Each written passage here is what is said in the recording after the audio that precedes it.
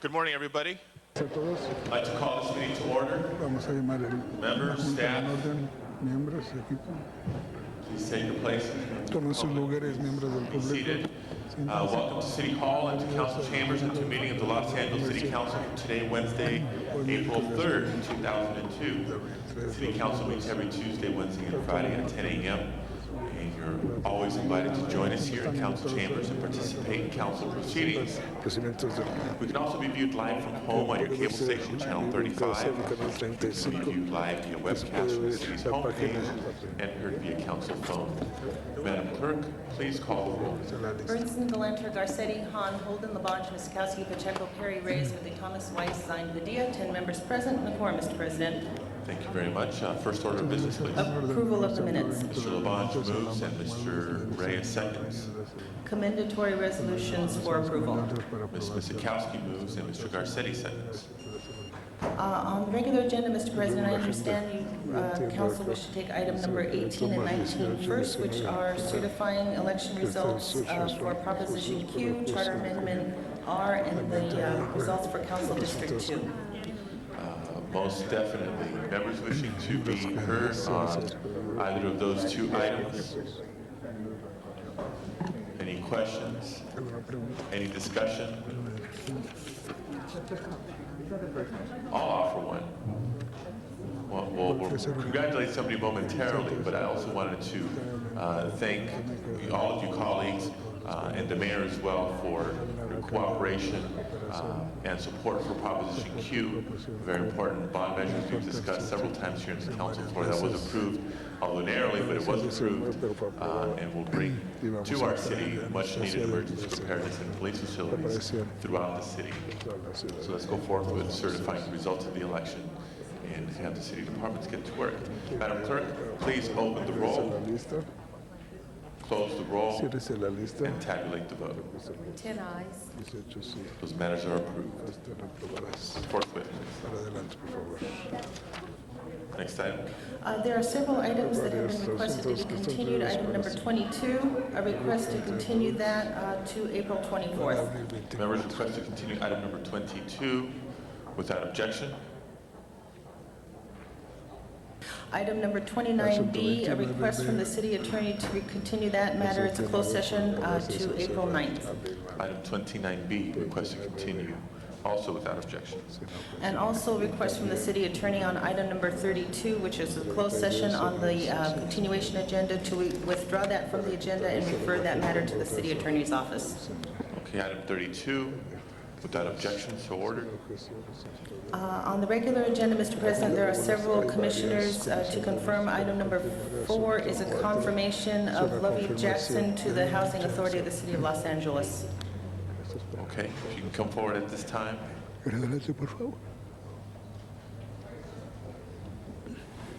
Believe public hearing has been held in committee on this nominee. Members wishing to be heard.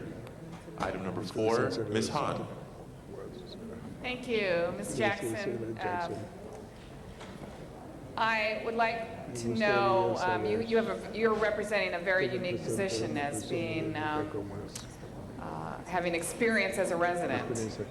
And I'd like to know how you think that experience is going to help you really work on quality of life issues for the residents of our public housing projects.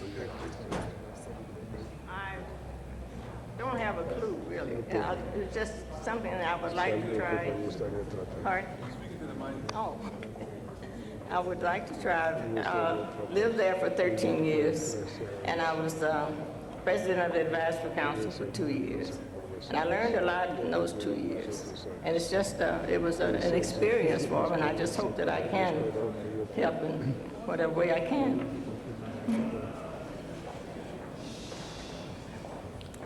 Mr. Garcetti. President, I just wanted to let colleagues know that this Ms. Jackson's nomination came to Housing Committee, went through unanimously, and that she has the support of the committee, and I hope that you all will support her today as well. Thank you. Thank you.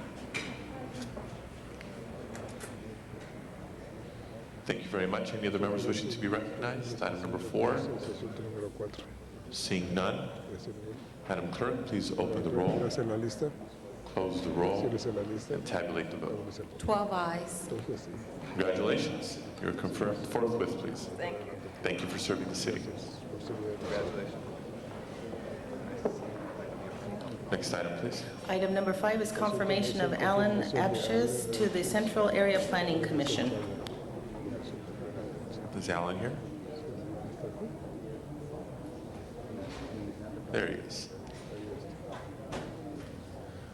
Once again, members, public hearing on this nomination have been held in committee. Members wishing to be recognized, beginning with Mr. Weiss. Thank you, Mr. President. Colleagues, this is a very good day for Los Angeles because Mr. Abshes is one of these few individuals that I have met who has literally been dying to serve this city.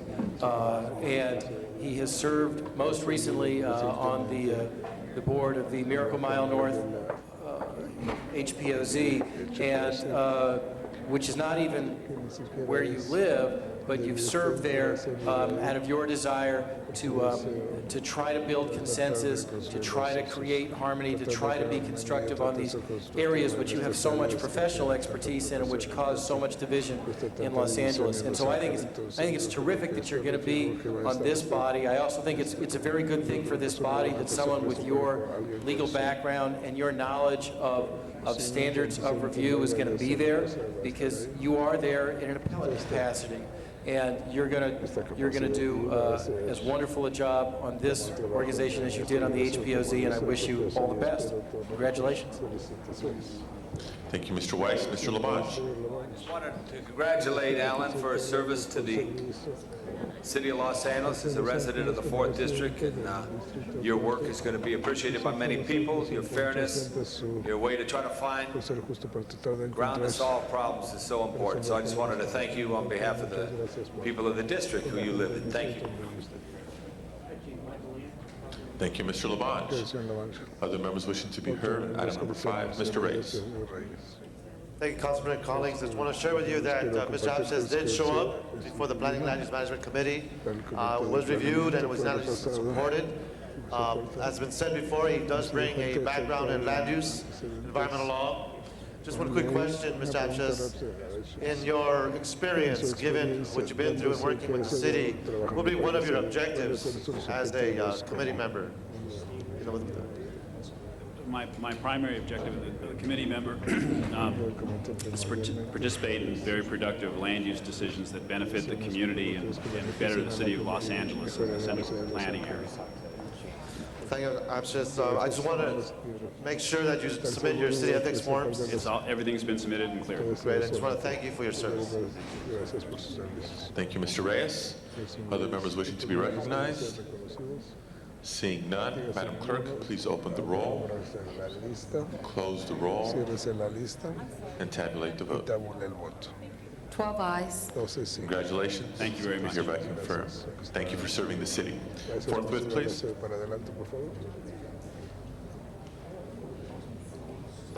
Next item. Item number 14 is confirmation of Mr. Christopher Martin to the LA Civic Center Authority. Mr. Martin here. And this item is a communication from ITGS committee, and a public hearing has not been held. Public hearing has not been held. I do not have requests from members of the public to be heard on this item. We shall deem the public hearing open and closed. Members wishing to be heard, beginning with Ms. Perry.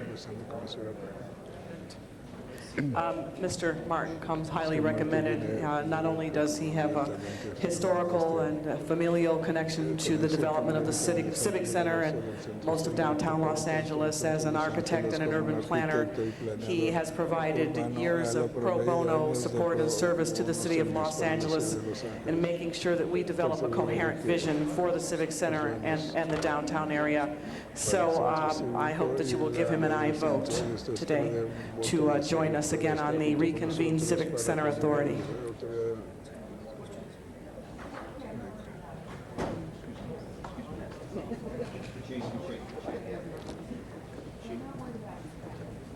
Before calling on the next speaker, colleagues, ladies and gentlemen, please welcome Council Member Wendy Gruhl.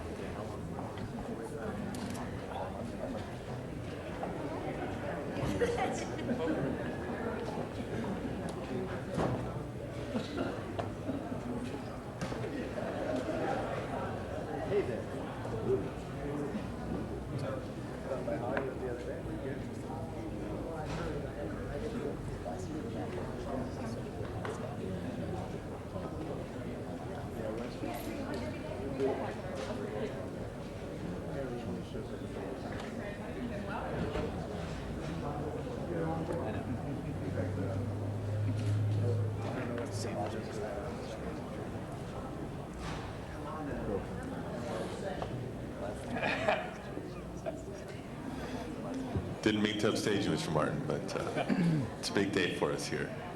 We now have a complete council for the first time in quite a while. What an honor.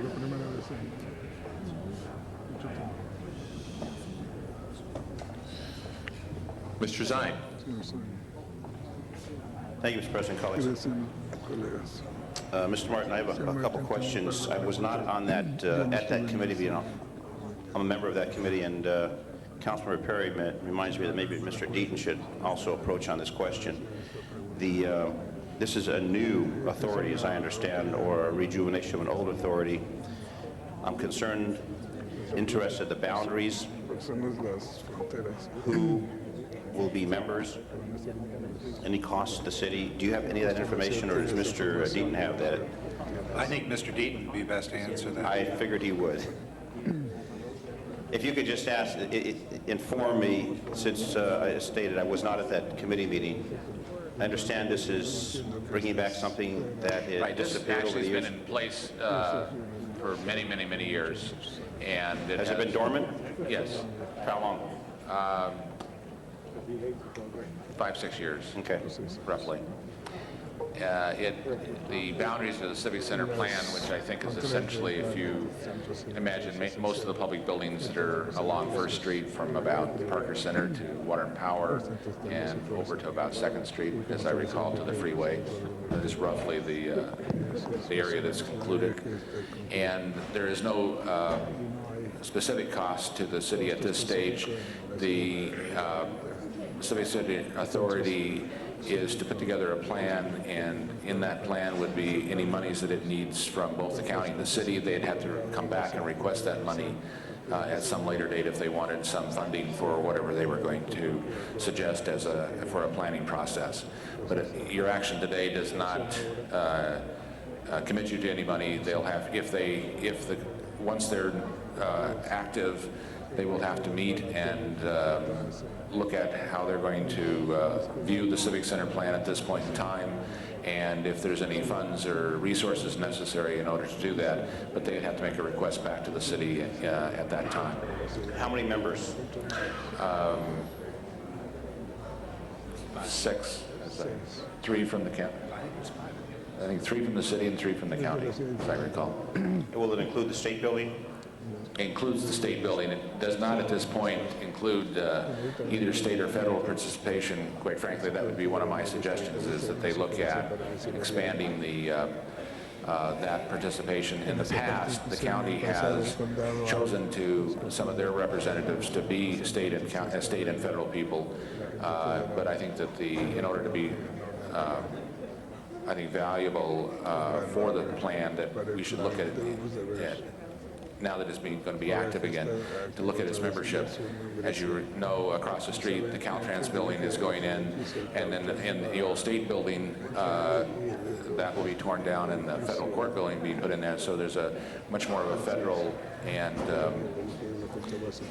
state presence and interest in a lot of things going on in the Civic Center. So that we may want to expand it to include state and federal representation. And we may want to look at the boundaries as well, depending on what we do in Little Tokyo and some other areas. But that would come back to the council at a future point, at a future date. And you're one of the first commissioners nominees? From the city, right. Okay. Thank you, and I wish you good luck. Thank you very much. Thank you, Mr. Zine. Before I call the next speaker, I do want to remind us, members, what's before us today is the commission nominee. The subject matter, the reactivation of the body, was entertained by the council just a couple of weeks ago. Mr. Burnson.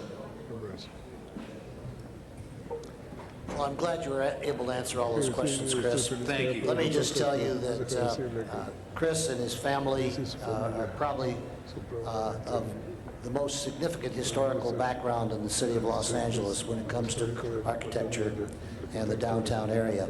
And I think this is just an outstanding selection for this commission. And I'm very pleased that you're willing to serve, Chris. Your family is, for those of you that don't know, his family is legendary in Los Angeles. Thank you. That's right. Thank you. Yes, council member. My grandfather, Albert C. Martin Sr., was one of the original architects on LA City Hall, and I was the architect through our firm AC Martin Partners in this renovation for the seismic renovation. And I'm pleased to have the opportunity to offer my services to my city of Los Angeles in what I consider to be a issue of paramount importance, which is the Civic Center of Los Angeles, the second largest government center in the United States. Thank you. Mr. Reyes. Thank you, Council President. I too want to thank you for serving a tremendous history with the city. And I want to ask you a question regarding the neighborhoods, just your opinion, your perspective on inclusionary zoning and how we start addressing the diversity of our city and looking at the issue of access for housing and how we bring together the neighborhoods and the city to be one city. And for me, the notion of inclusionary zoning is an important one. I want to get your opinion on that. The Civic Center is really a very eclectic mix of government, residential, recreational, and transportation. And the fact that it's really unplanned from the multitude of agencies and property owners is really the issue to the Civic Center Authority, and to include housing is very much part of that vision. And I want to be specific. You mentioned housing, and I'm asking about inclusionary zoning for housing and mixed incomes in one site. I mean, right now we have a trend where you have investors and developers where they're building facilities where you have to make $80,000 a year. You need 2 roommates, $40,000 each, just to live near the Civic Center. And you have all this population around us. Issue of access to affordable housing is crucial. So inclusionary zoning is one perspective. That's what I want to hear from you. What's your opinion on inclusionary zoning? Well, I'd really need more of a definition of inclusionary zoning. Certainly, low-income housing is an important element, but serving all the members of this community, low income to market rate, is an important aspect. So I'm not trying to be evasive on the question, but I think we should be trying to serve all those elements in this area. And truly, I hope you don't misinterpret my question. I just want to get an understanding of those folks who are going to be putting these concepts out on the table, that we don't forget that we have a whole spectrum of beneficiaries and needs, and folks like you who are able to put together pen to paper and look at design concepts. It's important that we don't leave people out. Absolutely. Thank you, sir. Thank you. Thank you, Mr. Reyes. Mr. Labange. Thank you, Mr. President.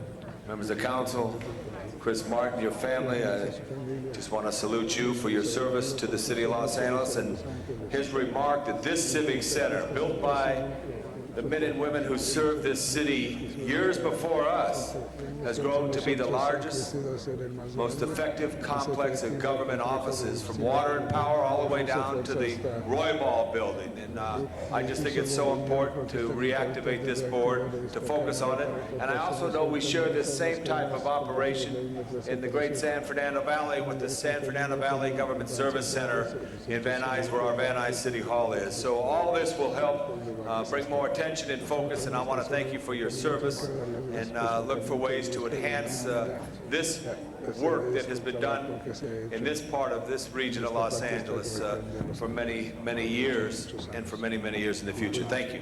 Thank you, Councilman. Ms. Misikowski. I just want to echo my support for this nominee. Thank Ms. Perry for the revival of the Civic Center Authority. We have some exciting things going on in this city, and a lot of it is based around our Civic Center, both here and, as Mr. Labange indicated, in Van Nuys. And to revive those connections and those correlations between the city, the county, and the state government, the federal government, this has been a place and a bulwark where a lot of the funds for new expansion, new ideas, great new architecture can occur. And to so have someone with this history, that involvement, not only for the vision of one building in that structure, but for all of the buildings and how they work together in making this a really exciting civic center with housing, with retail, with public accessibility, with parks. That's what it's all about. And I think reviving that, reconnecting with our other governmental agencies makes a lot of sense. And I think you're an outstanding appointee to help bring that together. And I'm really looking forward to seeing some great new ideas come out of the Civic Center Authority to address all of those issues that have been raised. So I'm very happy to support this nominee. Mr. Holden. I too would like to congratulate Ms. Perry for reinstituting this board authority. We sent a matter to your committee, Ms. Perry, dealing with Mr. Pickett and Mr. Fickett. And Mr. Martin, I just want to say that I worked for a guy once, his name was Kenny Hahn, and he always took the position that there's enough credit to go around for everybody. And you don't need to take it all unto yourself. True, you and your family have done so much for the city of Los Angeles. You architect a record for the city hall. Your grandfather, I believe that's the case. And the list goes on of your accomplishments and contributions to the city. But then there's another guy too, I think should get a little credit. His name is Edward H. Fickett, appointed by Tom Bradley to do the seismic rehab for the city hall after the earthquake. Now, his wife came out here crying and complaining about he's not getting any recognition. She brought all these drawings in, and having been an engineer, I looked at it and said, gee, that's quite a significant contribution. Now, those drawings were turned over to you when he died. And so we put a motion into Ms. Perry's committee, has not come out, and I'm going to talk to her about that. But I don't, little or much recognition, whatever it is, his family would be very happy about that. I want you to support that. You'll probably be called to Ms. Perry. I think you'll be called to that meeting and share with all those drawings his contribution. The family's entitled to a little something. See what I'm saying? And you're aware what his contribution has been, or was at the time, for seismic rehab for City Hall. And so we're going to have that hearing in that committee, certainly seek your input. Ms. Perry, in all fairness, has been in your committee since you've been sworn in. So it's about time it's been released from your committee so that we can give some credit, some accommodation to the family, surviving family members of Mr. Edward H. Fickett, who's a friend to the former mayor, friend to the Governor Pat Bryan, served on this committee as well. He also contributed significantly. A renowned, well-known architect. You know him, don't you? You know Yes, him. I did know him. Yeah, okay. So I'm going to vote for you. You live in Pasadena? That's right. San Marino, actually.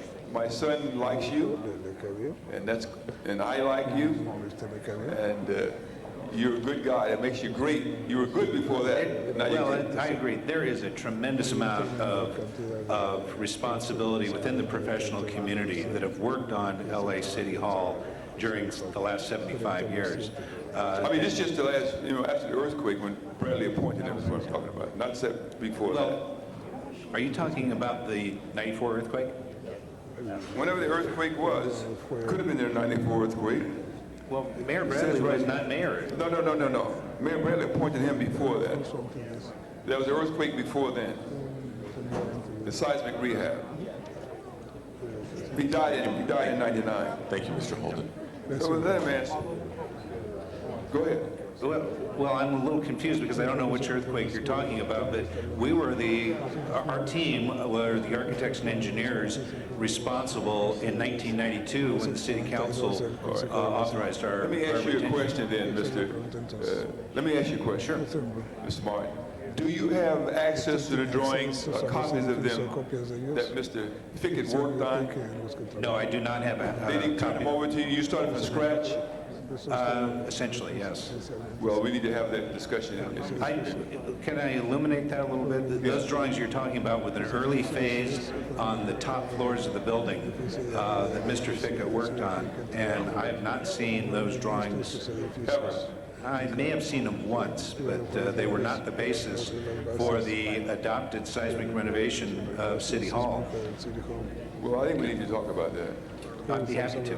I really would be very happy to. Yeah, talk but about it. you know, we can compare his drawings with the final drawings that was approved and see whether or not there was any significant changes. Oh, they're completely different. Thank you, Mr. Holt. Ms. Galanter. Ms. Galanter.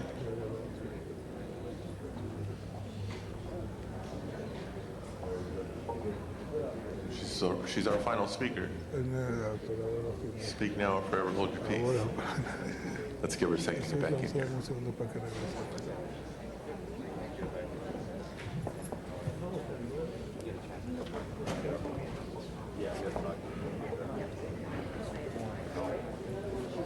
Okay, she passes. Any other members wishing to be recognized?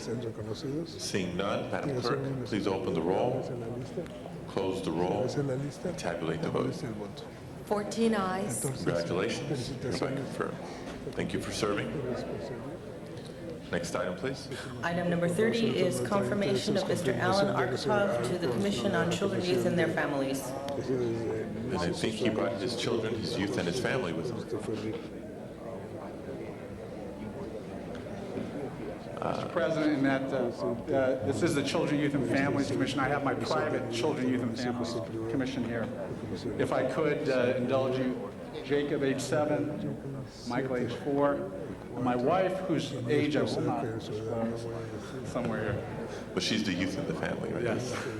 Public hearing having been held in committee on this nominee. Members wishing to be recognized, beginning with Mr. Weiss. Thank you, Mr. President. And in ways that are apparent today and ways that not everybody knows, you are the perfect nominee for this commission. And it was a treat having you in committee last week or whenever it was to discuss your vision for what you want to do on this commission. And I just want my colleagues to know that truly there has never been a nominee to a commission that I know of who has a better mix of public sector, private sector, and substantive experience, and also cutting-edge experience, your experience in the area of new technology. You are the right person to get in there and revitalize this commission and make it everything it ought to be. And I wish you and your family all the best, Mr. Arkatov. Congratulations. Thank you. Ms. Gruhl. I'm pleased to be here on my first day to recommend the appointment of Alan Arkatov, who's been a longtime friend, but most of all is someone who is going to represent the children and families of this city very eloquently, and one that will advocate. I had the opportunity when I worked for Mayor Bradley, prior to us having a Children, Youth, and Family Commission, we talked about it for so many years, about the importance of this kind of a commission. And I think with your experience and expertise and with the advice of your 2 sons, that you'll be a wonderful representative, and I'm pleased on my first day I can recommend your approval today. Thank you, Councilwoman. Thank you, Ms. Gruhl. Boys wishing to say anything about your dad? He's crazy. Mr. President, could you quickly bring this vote to a vote, please? Let's please include that in the record. Ms. Galanter. Personal endorsement, and you'll fit right in. Thank you very much. Seeing no further speakers, Madam Clerk, please open the roll on the confirmation of Mr. Crazy. Close the roll and tabulate the vote. 14 ayes. You're confirmed. Thank you, Mr. President. Thank you, Council. Alan.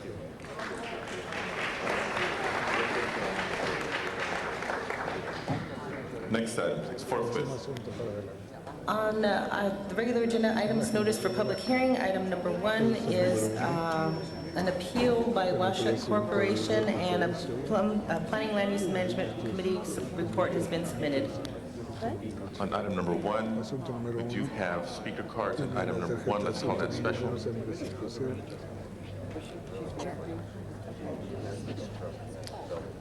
What's up for this? Okay. Item number 1. Any of the speaker cards submitted for item number 1, we have a number of cards for item number 1 of our special meeting agenda. I believe all the cards we have are for the special meeting agenda. If not, give us a holler. Item number 1 of the regular agenda, there are no public comment cards at this time. Of the regular meeting agenda or the special meeting agenda? Of the special meeting agenda. Okay, for the regular meeting agenda, item number 1, we don't have any comment cards at this time. We shall deem the public hearing open and closed. Members wishing to be recognized on item number 1, Mr. Reyes. Council President, just forthwith on that item, please. Okay, any other speakers on item number 1? Seeing none, Madam Clerk, please open the roll, close the roll, and tabulate the vote. 14 ayes. That is approved. Forthwith, please. Next item. Item number 2 is also a public hearing item. It's public convenience or necessity in Council District 9, and a motion is required to grant the application. Item number 2 now before us. I do not have requests from members of the public to be heard on this item. Shall deem the public hearings open and closed. Ms. Perry. Thank you, Mr. President. I'd like to have this item continued until this Friday. It's time Okay, sensitive. request to continue the matter until Friday, April 5th. Without objection, so ordered. Next item, please. Item number 3 is also a public hearing item. It's a public convenience or necessity in Council District 4, and a motion is required to deny the application. Item number 3 now before us, and once again, I do not have requests from members of the public to be heard on this item. We shall deem the public hearings open and closed. Members wishing to be recognized on item number 3. We do require a motion. Is there a motion from the floor on item number 3? Is there a motion from the floor on item number 3? Okay. Mr. Labange moves. Approval. Approval, Mr. Labange? The motion is to deny the application for a conditional use Motion permit. is to deny the application. Madam Clerk, please open the roll, close the roll, and tabulate the vote. 14 ayes. Okay, that application is denied. Next item, please. Next item, Mr. President, items for which public hearings have been held, items 6 through 13. Items 6 through 13 now before us. Members wishing to call any specials? Mr. Reyes. Item number 9, please. Item number 9, call special by Mr. Reyes. Any other specials? Any other specials? Seeing none, Madam Clerk, please open the roll, the balance of the items. Close the roll, and tabulate the vote. 14 ayes. Those are approved. And, excuse me, Mr. President, on item number 7, there is just a technical amendment to change the date, the public hearing date from April 16th to April 23rd.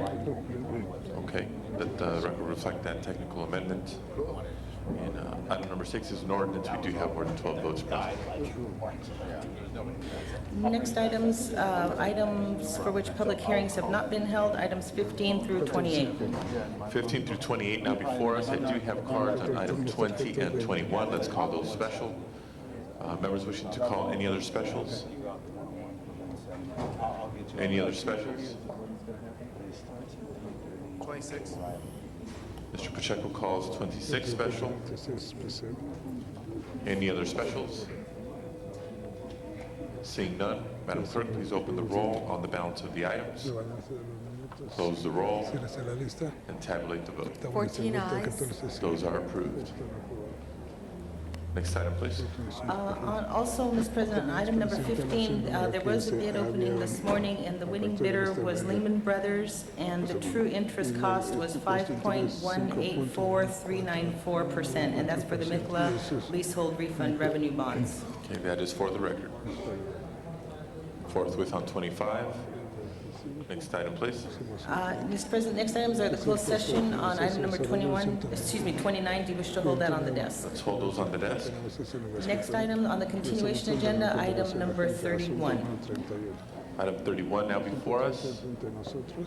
Anybody wishing to call that special to be heard? I do not have requests from members of the public to speak on item 31. Anybody wishing to call item 31 special? Seeing none, let's take a vote on item 31. Madam Clerk, please open the roll. Okay, Mr. Holden.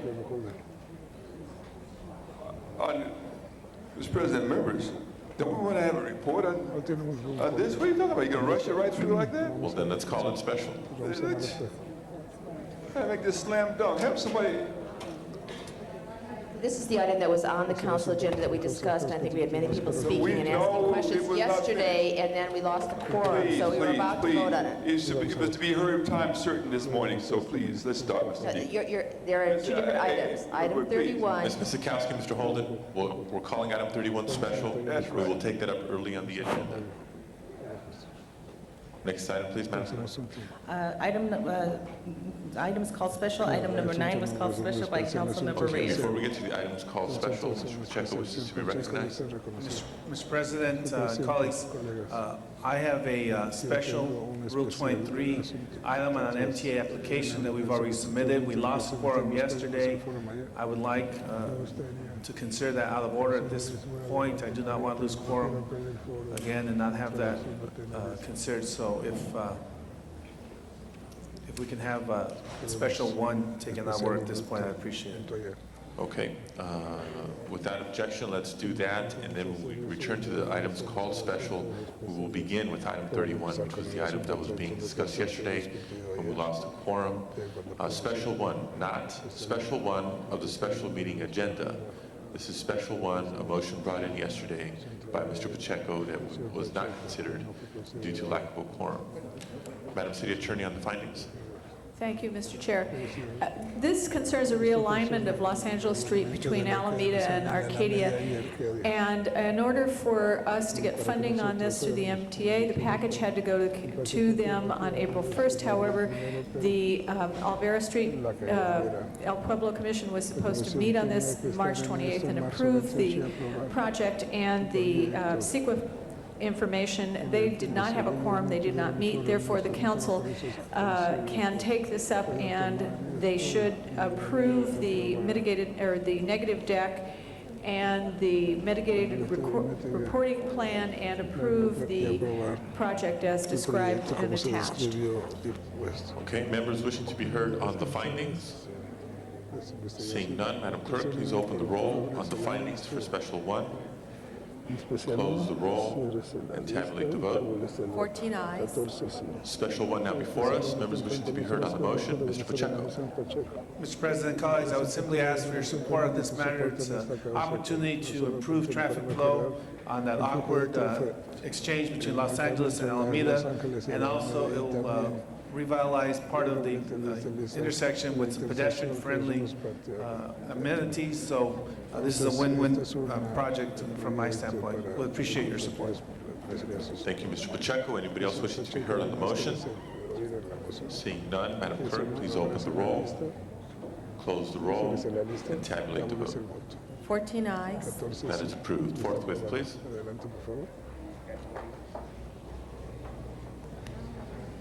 Madam Clerk, let's take item 31 now.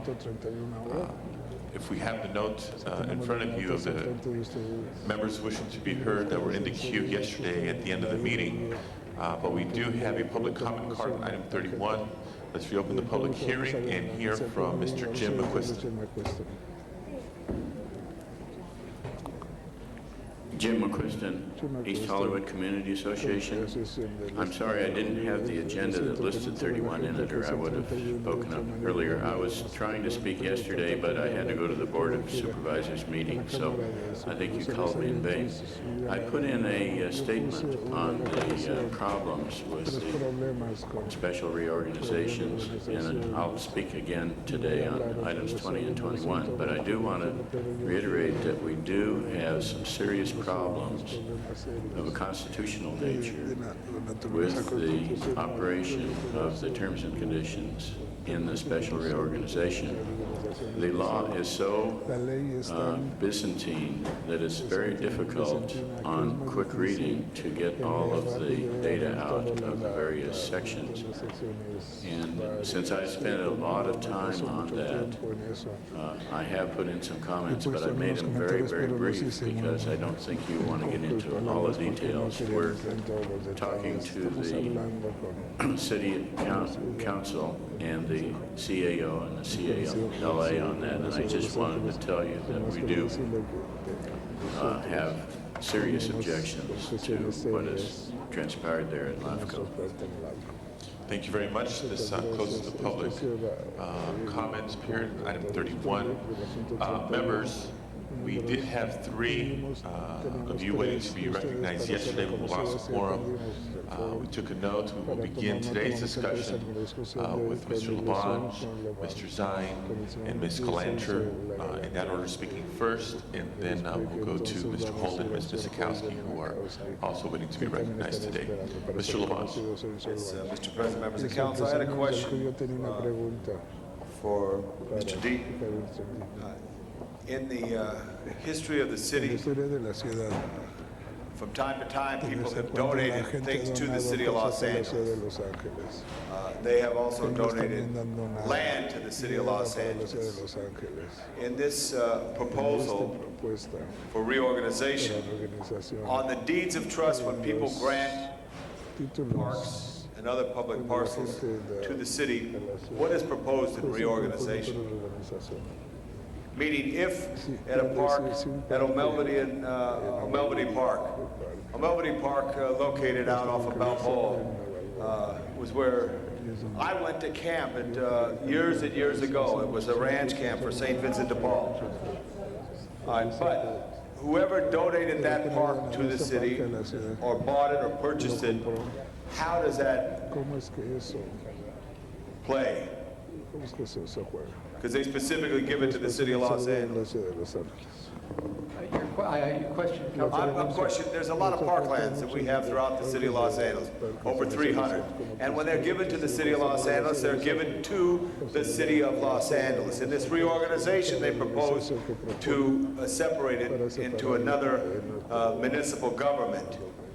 My question, if it was a gift to the people of Los Angeles, how is that now played in reorganization?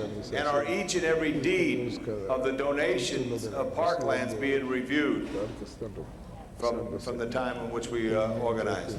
I think those deeds would have to be reviewed to determine whether there are deed restrictions that could otherwise complicate a transfer. Okay. But there is the basic rule that property that's held in trust by the city, in trust properties, are properties that are subject to transfer.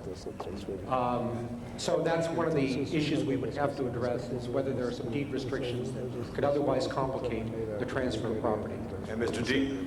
Essentially, what both the county council and the city attorney has indicated is we do not have, the remaining city is not required to transfer without compensation or without permission any asset, whether it's a park or a fire station or a police station or whatever. Secondly, what the city attorney is indicating is that on some of these assets, there may be complications of our ability to do it with permission and with compensation. If the restriction, if the trust was in such a form that didn't give us that opportunity, we'd have to look at those particular trust documents to indicate whether we could, with permission and or compensation, transfer that asset. But basically our position is that we will transfer no asset without our permission or compensation. I just want to make sure every deed is reviewed on this to be fair to everyone who gave it at one time. Also, what does this do to the library system? Is there any proposal on, is it to be a separate? I understand the fire department and how the fire department would work, proposed. I understand water and power and how water and power would work proposed. How would what is being done with the library system? Because we have one of the greatest library systems in the country. With all due respect, Mr. Labange, I don't understand how the fire system will work, but that's okay. The water and power system is basically, we're saying that asset's not transferring. Right.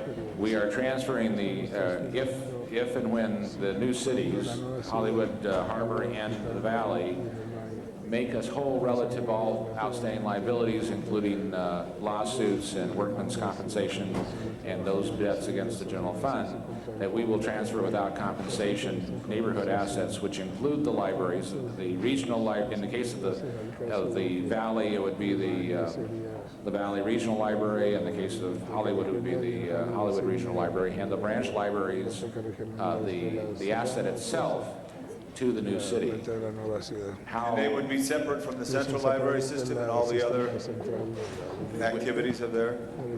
Going, again, like we discussed yesterday, there's 2 points. One is there's a transition period in which we'll provide services for 1 year to 18 months as though there was no change. Subsequent to that is a new day, and at that point, either the new city, one of the three, would either contract with us, the remaining city, for those kinds of functions, i.e. the functions that the central library provides, cataloging and purchasing, etc., or they could choose to do that themselves. And they would do that with their own branches that they would, at that point, if they were honoring their commitments relative to debt, would run their own library system.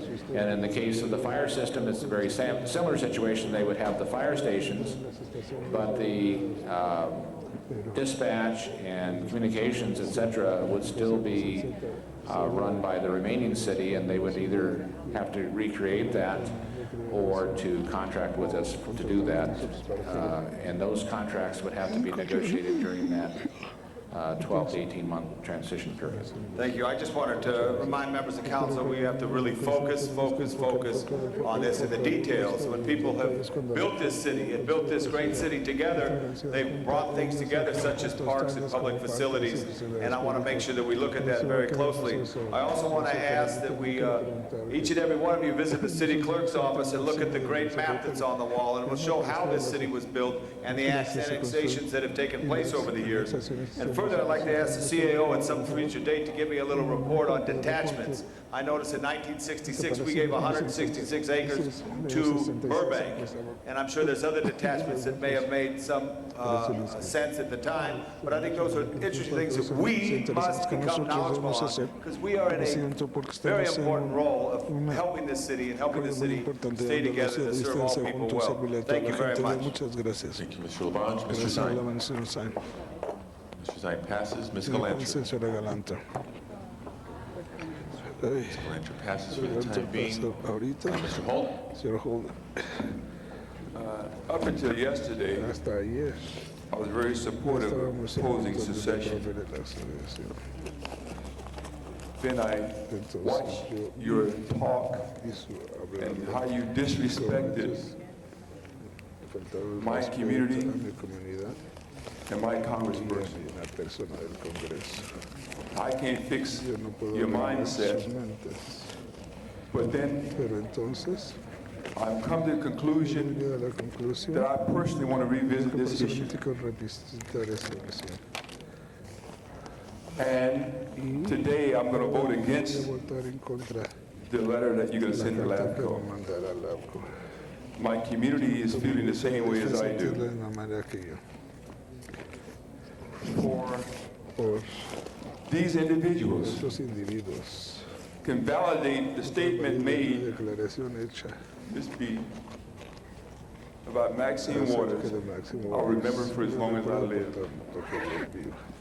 You validated because the officers were here, willing and ready and willing to say what was heard, something as simple as that. Let me give you something that's that's not analogous to that situation. The women, even the women were not outraged. There was a time about 10 years ago when a member of this council was accused of harassment. Went to trial, was exonerated. But before the judge's decision was rendered, Ruth Galante, Laura Chick, Jackie Goldberg, and others planned a news conference to rip this hide off that individual. And they decided to develop a plan designed to get him. And I won't forget that either. And they said nothing about what happened to the Congressperson. Yes, the Valley have their reason for wanting to separate. And my community is growing in its reason to want to let them go. And they can be more prepared to deal with what's remaining in this inner city. Some of those people who are on this council, their heart has been hard. And we'll always remember that. Double standard. Always remember that. If I had made the same statement about a woman of this council being elected or any other woman, it had made the front page of the Times. It had been on every news station. And you know it and I know it. And they've been dragging me through the mud once again. I say to you, it's time for change. Maybe the change of secession is in order. Ms. Sikowski. I'd like to bring this back to what is before us. What is before us is a letter that the city, the CAO, the CLA, the city attorney, and the mayor's office have been working on in raising some questions in the negotiation that has been going on with LAFCO on the terms and conditions that if a matter goes forward and LAFCO approves a matter for going on the ballot in November, the terms and conditions need to be part of that. The terms and conditions subcommittee with which the city has been in negotiation has put some issues together which we think need revision. As we talked about yesterday, these include the effective date. Were a city to be approved on a vote in November, should the effective date be January, as the subcommittee has recommended, or should it be July? We are now recommending, and have always recommended, that it be July. The subcommittee has said January. We explained yesterday that if it is in January, it creates havoc, because it says that mid-year there's got to be a closing of books and opening of books. Mid-year, in terms of cash flow through a normal city's process, is not a good time to close the books, because there are revenues yet expected, there are loans taken out. All of a sudden, that would change in terms of what you can forecast, what you can bond on, because that would be split. It just makes more reasonable sense to go with an effective date with a normal fiscal year for a new city, for an old city, for all cities. That's the way municipal government operates. There were other issues that were raised that were just raising questions. This is not a pro or anti-secession issue. This is a clarification on issues of terms and conditions, so that were a vote to go forward, both a new city entity and an old city entity have reliability, have certainty in terms of revenue, how it's distributed, who will be in charge, etc.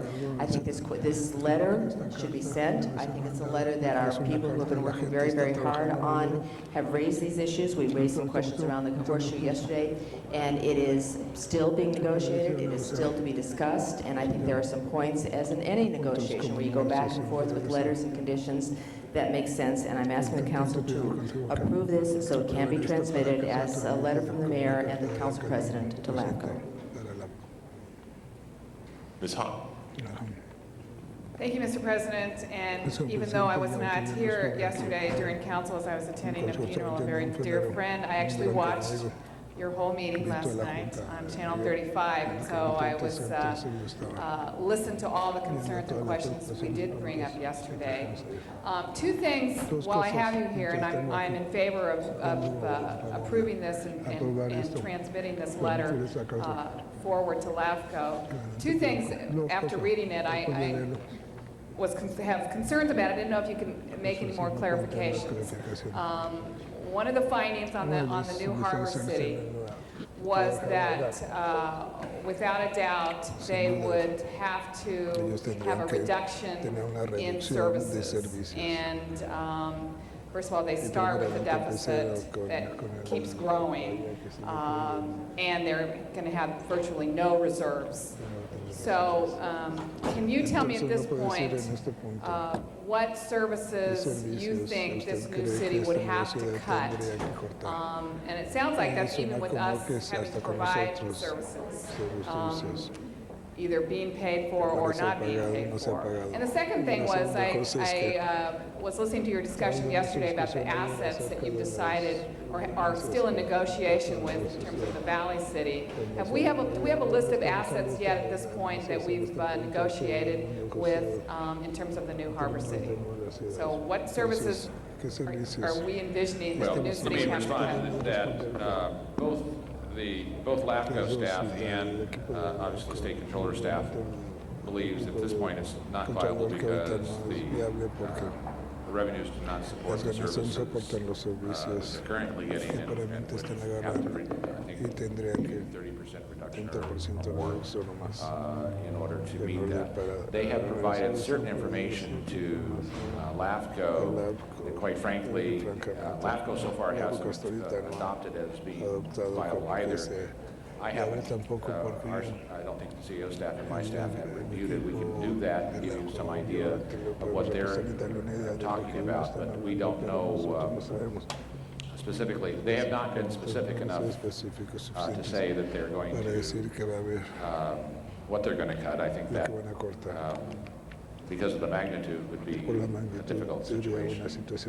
And, but we'd be happy to look at that and report back to you as best we can on that. And I was just going to say, I mean, you're right, they have not laid out yet. I was wondering, from our experience, I mean, when you sit before us and we begin to see a budget shortfall, or we begin to, I mean, that's what your reports have been to us in the last few months, is where we're going to have to tighten the belt, where we're going to have to cut services. And in budget and finance, we're talking to every single general manager, and they're telling us where they're going to cut services. So I thought, even from our experience, could you maybe come back to us and give a sense of, with that kind of budget shortfall, what kind of services are we envisioning this new city to cut? A couple of comments to put it in context. What's been proposed is that to balance the budget, they'd have to cut $51 million a year, or 32% of the overall budget. During our recent discussions over the past 3 or 4 months in budget and finance to address our current deficit, we were looking at 10% cuts that would result in reductions in the current service level. When you look at a 30% cut, you're starting to shut down programs. We looked at their entire, what's been allocated for their fire service for the Harbor Department, and concluded to partially address this cut, they would have to eliminate the entire fire service, which is totally unacceptable for any city to not have a fire service. But when you start looking at 32% of any organization, you're looking at, I personally don't think it's possible, especially in the first year of existence. And on the assets, as we said yesterday, relative to certain of the park issues in the valley, Sepulveda and Hanson Dam and Chatsworth Reservoir, the complications in the harbor area are actually a little more difficult, because you have, like, the Cabrillo Maritime Museum, the Cabrillo Aquarium, and some of the bathhouses, the bathhouse and Cabrillo Bathhouse, and some other facilities that are actually on harbor land. And you also have fire stations that, in some cases, are on harbor land, and also, even when they're not on harbor land, provide fire protection on the harbor. So we're, two things. One is that my view was to wait until state lands. I think they're next week going to make a decision relative to the 9th of April, where they see whether or not the city limits would include the trust. If it does not, then the financial situation for the Harbor City is aggravated that much more because of property tax, business tax, et cetera, that was in the original CFA will not go to the new Harbor City. But even if that's the case, we have a very complex asset issue because of the trust and because of fire protection for trust lands, and really wanted to see that resolved before we began to open that particular can of worms. Mr. Burns? Well, first of all, let me just make a statement that because of my position, I'm not going to take a position pro or con. I'm really going to comment on some of the things that I've heard and some of the things that have been said. First of all, in reference to the parks and locations and so forth, obviously there may be some deed restrictions that you may want to look into, but essentially they were given to the city of Los Angeles, and at that time, the areas where they're in were part of Los Angeles, so this may be something that may be decided either by LAFCO or the courts, or who knows, okay? Second of all, when it comes to the question of stations, fire stations, such as there may be on the border area, one side or the other, such as the one on Mulholland, the city has agreements with neighboring cities and counties as far as reciprocal service is concerned, so those things can be resolved. I just want to make one thing very clear. Number one, the most essential thing that you have to do and that LAFCO needs to do, and I will urge the members of LAFCO to do so, is to make sure that there's a proper amount of time to allow both sides to reorganize and get organized should this succeed on the November ballot. And that means that if it passes, it cannot be effective January 1st, or you will have chaos. You'll have chaos in the new entity because they will not have the ability to provide services and things that need to be done and to get organized. And the city of Los Angeles will have chaos because it will require between the election and January 1st to have a complete reapportionment of the city and designation of where those council districts are going to be, and it again will provide chaos. So the obvious thing that should be to everyone, both sides included, is that July 1st of 2003 would give everybody time so they can get properly acclimatized and organized for that date. Essentially, I don't agree with everything that may be in this document. I'm not going to speak to it now. But the decision's going to be made not here, maybe not even by LAFCO, who will provide the language that goes on the ballot, but may very well be decided in the courts, as God knows when that'll be.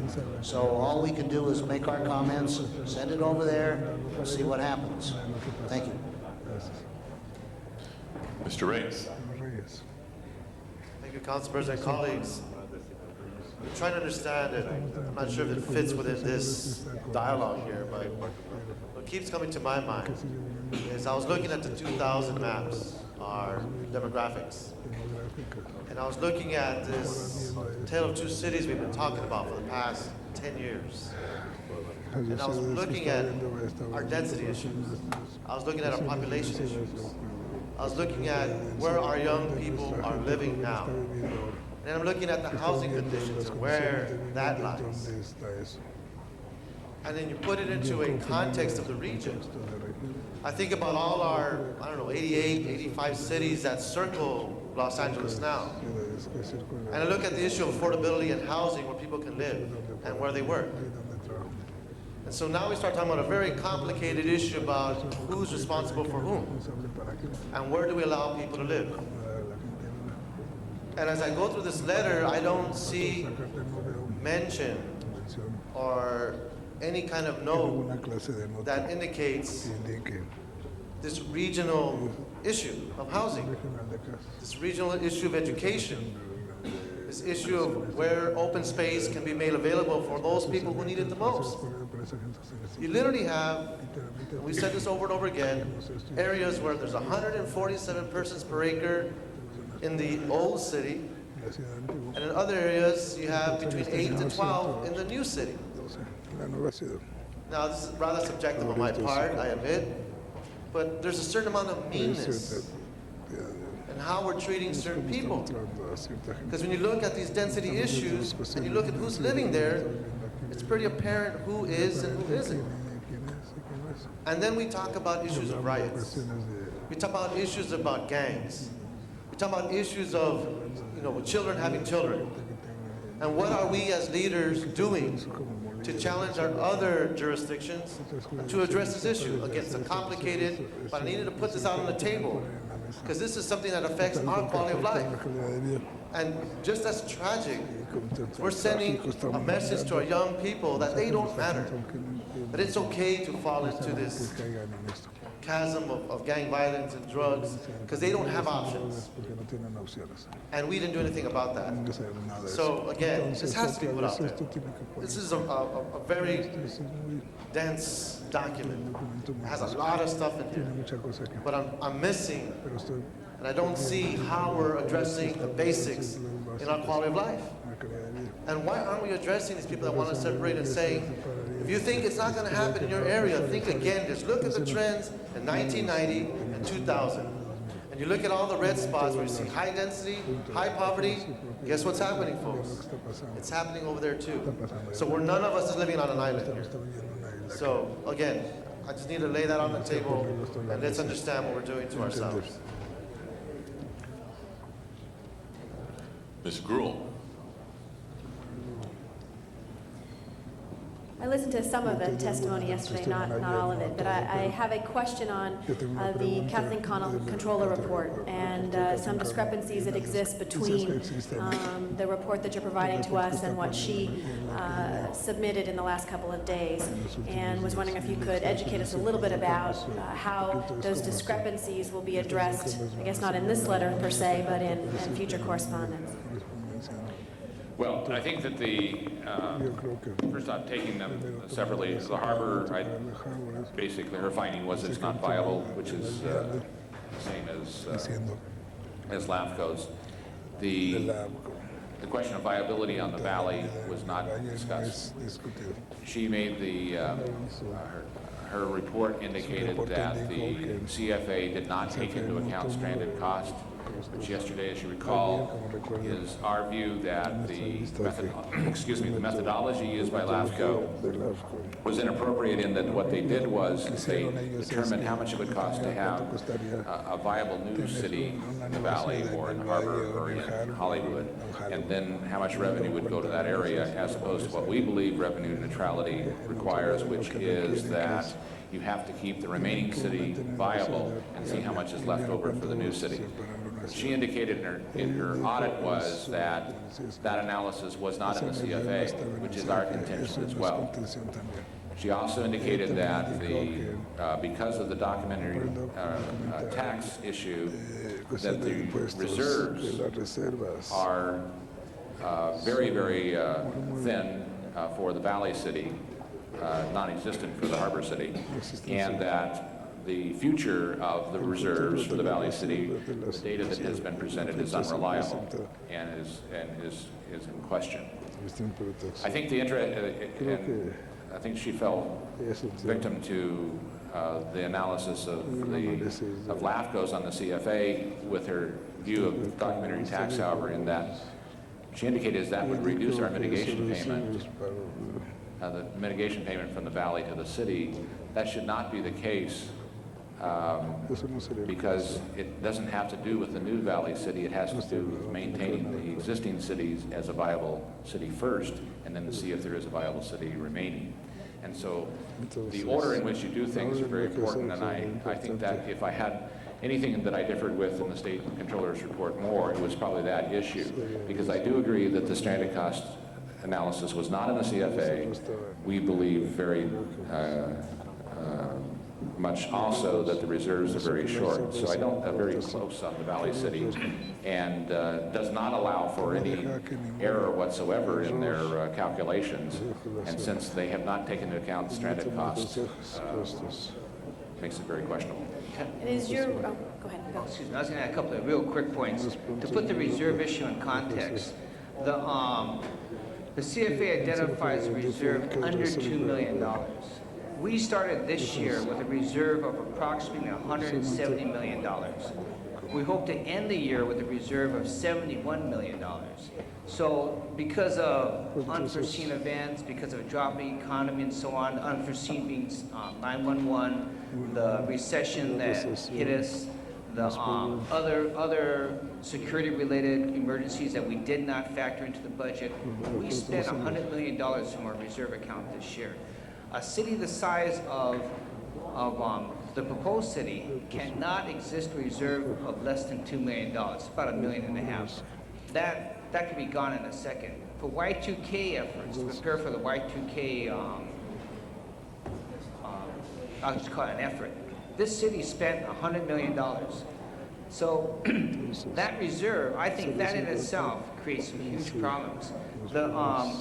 And our reserve is about 3.5%, is that correct? Is that the normal? By ordinance, it's a minimum of 2%. Last year, we started with 3.5%, but through some year-end reversions, we got to a little bit over 5%.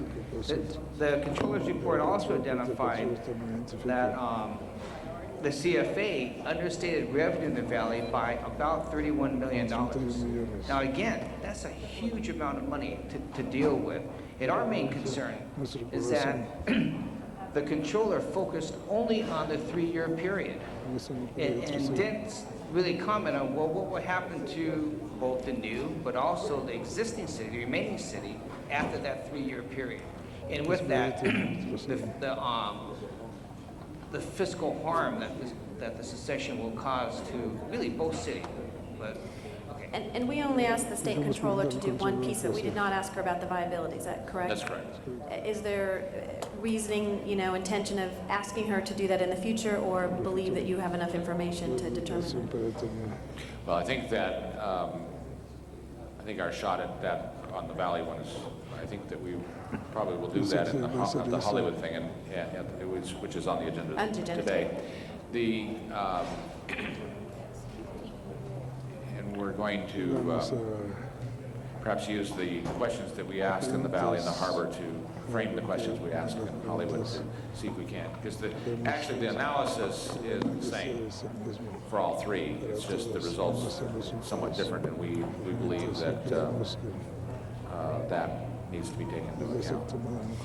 In the letter, I mean, there's some questions I have or may not agree with everything that's in this letter. And so the concern I had is in adopting, sending this forward as an official position of the city, or it is a question, the way in which it is written. My concept is a lot of these issues do need to be dealt with. And when I heard just recently walking and talking to people in the neighborhoods, particularly the asset issue was important to them, because many of the people believed that they've spent taxes over the years and didn't believe they now had to pay for some of those public facilities.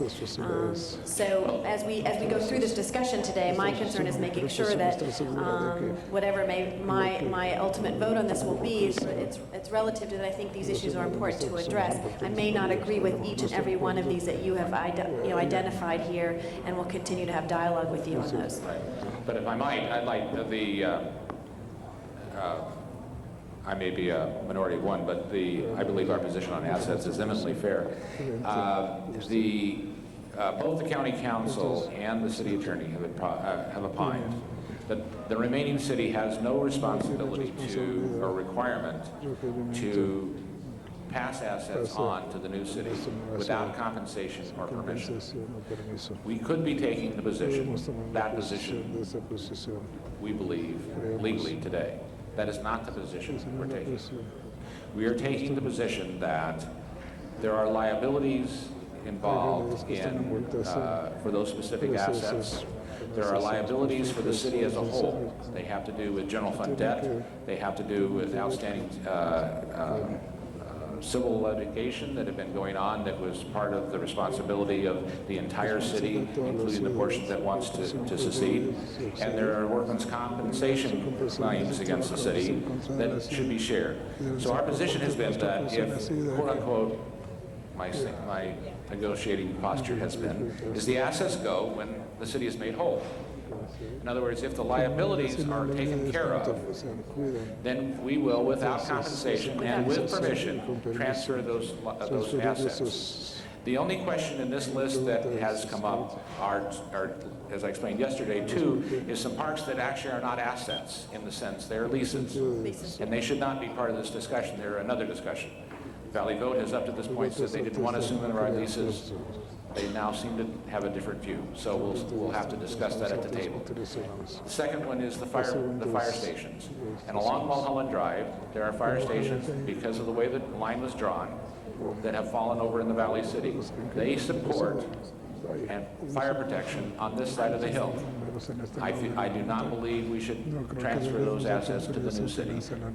The other side of the hill, obviously, in some fashion, we're going to have to contract or work out some reciprocal arrangement with the new Valley City if that actually happens in order to provide fire protection. We're not going to walk away from protecting those homes on that if secession happens. So basically, assets transfer if the city is made whole. No compensation, no strings. We just want to be sure that If there are liabilities the liabilities are associated with taken those care of. assets. And I can't imagine anybody finding that to be less than fair. And so will there But be sure there are a some. future transmittal or a letter that identifies the discrepancies between what Kathleen Connell has recommended and what in this report? And are there We specific can prepare a items? report to council on that. Fine. Ms. Galanter? Thank you. I apologize if you've already answered any of these questions I'm about to ask you while I was trying to negotiate yet another favorable plan. But I do have actually several. Maybe you could ask them to secede. Yeah. Well, actually, if my district gets moved to the valley, I don't have to deal with that anymore. But I do have a number of Always a bright side. there's a blessing in everything. First, let me say I think that we should submit these comments, and I'm prepared to vote to do that. But I do have some questions about the secession issue and some of the assumptions that are implicit in both the controller's report and our comments back. First of all, for some reason or other that escapes me, the new Valley City proposes to improve on the services of the city provided by the City of Los Angeles by paying us for them. And a contract, the last time I checked, has to have both sides sign the contract. Is the remaining city obligated to contract with the new city in the event that it passes? No. Okay, now, so there'll be a vote of the new Valley City, assuming it passes, of the new Valley City Council, whether to contract with the City of Los Angeles, and a vote of the Los Angeles City Council, whether to contract with the new Valley City. Who gets to vote representing the City of Los Angeles? We have today 4 council members who live in the valley and whose districts are in the valley. We have, I forget, I counted this all up the other day and I forgot the exact numbers. We have a number of council members today who live in the basin and whose districts are entirely in the basin. And we have a number of other council members who live in the basin and whose districts are split, half in the, part in the basin and part in the valley. So which of those gets to vote on whether, representing the City of Los Angeles, on whether to contract with the new Valley City? Well, Fred really wants to answer this, and I'll let him. I can see that. But basically, he doesn't want me to answer it. It's not to deal with it. But well, we'll compare your answers. compare notes. I just want to comment that when you get to the point of contracting, you're probably talking about 18 months down the line. So at that point, the difficulties you're talking about hopefully will be worked out. Well, no, they won't be eliminated because under all of the proposals that I've seen, there are at least some districts that are split. Right, what I'm saying though is at the end, by 18 months from the point of the vote, we would redistrict and we could have elections Well, that's- for the that- contract. But during that 18 months, I'll let Fred answer. Just come as close to a yes or no as you, well, you can't. During the 18 months, there is no contract. We're servicing the valley. There is no during the 18 months, there is no contract, and the new city has not yet split off, right? No, it has. Here's Okay, how. well, no, okay, no, wait, so stop there, because that's my follow-up question to that is, if the new city has split off, are people like Mr. Burnson orphaned? I mean, he's no longer a resident of the city of Los Angeles. Yeah. So does he get to vote as a member of the Los Angeles City Council? He would not be on the Los Angeles City Council, firstly. Secondly, there would not be a vote. During the first 18 months, Los Angeles would be rendering services. Los Angeles would be rendering services to the valley under a directive of LAFCO. Okay, stop there. Now, you just, I saw you, I heard you react to that. At what point does the, assuming this has passed, at what point do today's members of the Los Angeles City Council who live outside the boundaries of tomorrow's remaining city of Los Angeles cease to be members of the Los Angeles City Council? That would be on the effective date of the new city's incorporation. And that would be And is that when that would be the very time of the detachment. Okay, all right, that's the first one. I got some more here.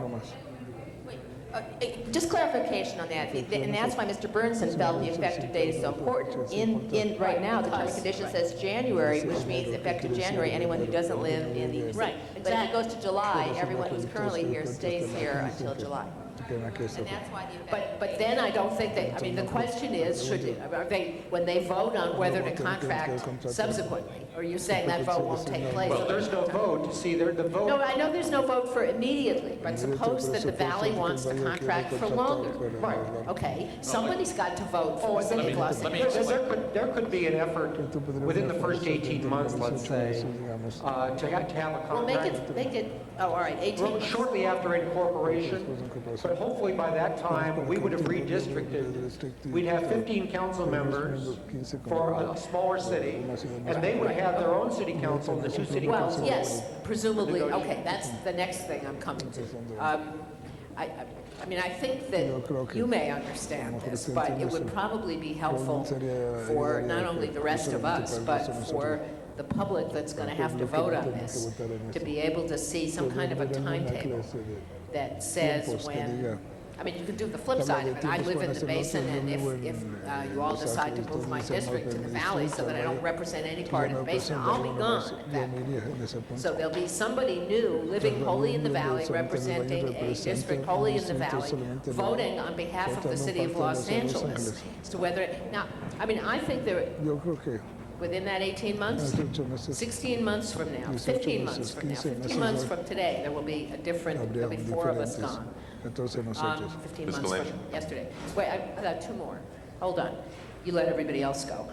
The next, so I think a timetable would be helpful, of when these contracts have to be decided, when the councils change, and so on. You talked about assets of the city and how to divide assets. I have a question about potential liabilities. We have a project that we've been granted money for. The city of Los Angeles has been granted money for a project that is entirely within the valley, which has now been put on hold or sort of vanished into limbo. There is a possibility that the granting authorities will ask for grant money back.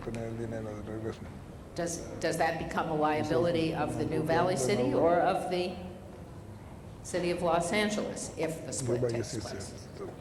I think the first question is, when does the liability mature? But I think if it relates to conduct before the date of incorporation, currently we do have a shared responsibility approach to liability. So if it's a liability of the city of Los Angeles, then it's roughly this way. The city of Los Angeles bears about 70%, if we're talking about general fund type of liability, and the Valley City would bear roughly 30% if you were only talking now Even though it's about the two valley cities. that asked about, well, never mind. Even though it's only a I'll talk to you later valley-related. about that one. Yeah. Okay, and but the last thing I want to say is not so much a question, but, well, I guess there is a question. In view of the fact that the public is going to vote on this, the people on the valley side will know, I believe, will know when they vote what their representation format is going to look like. Seems to me it might be worth having our redistricting committee of the council consider recommending a map for 15 council districts in the remaining city of Los Angeles before the vote takes place. Is there anything that would prevent that? I know there's nothing that requires it. Is there anything that would prevent their doing such a thing? We'd like to think about that. Okay. I suggest that you do that. Thank you.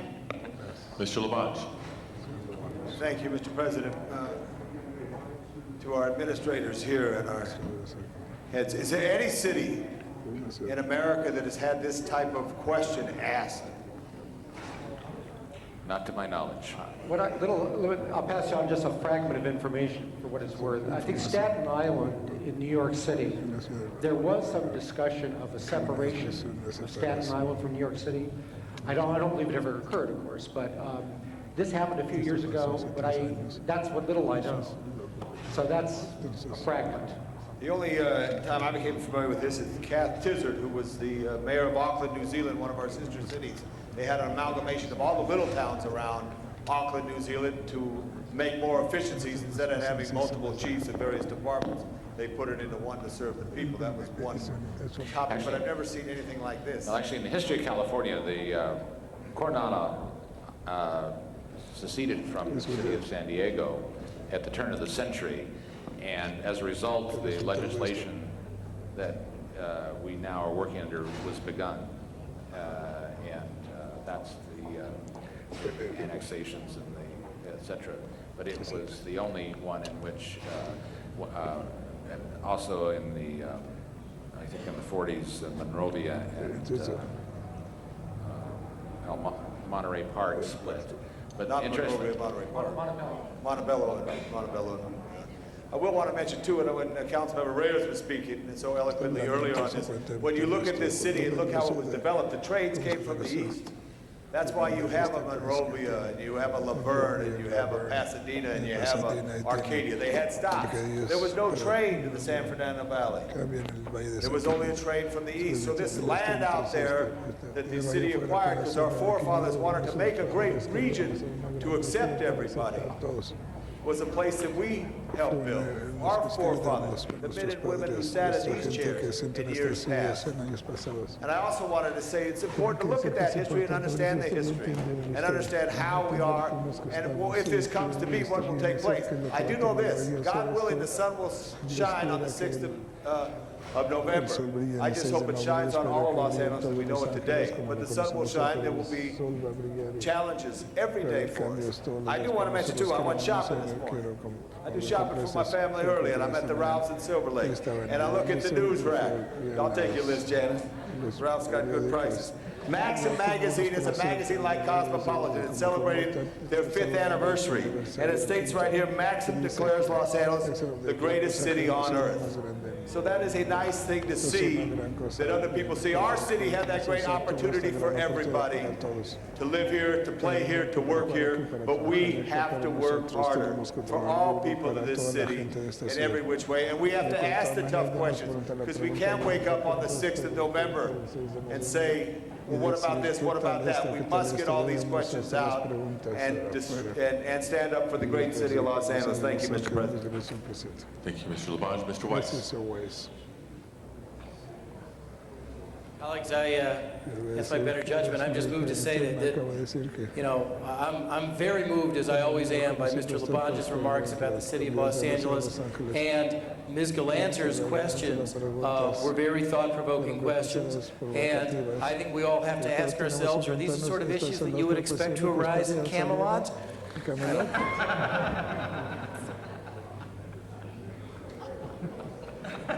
Thank you, Mr. Weiss. I think there's more than 12 of us at this round table. Mr. Holden.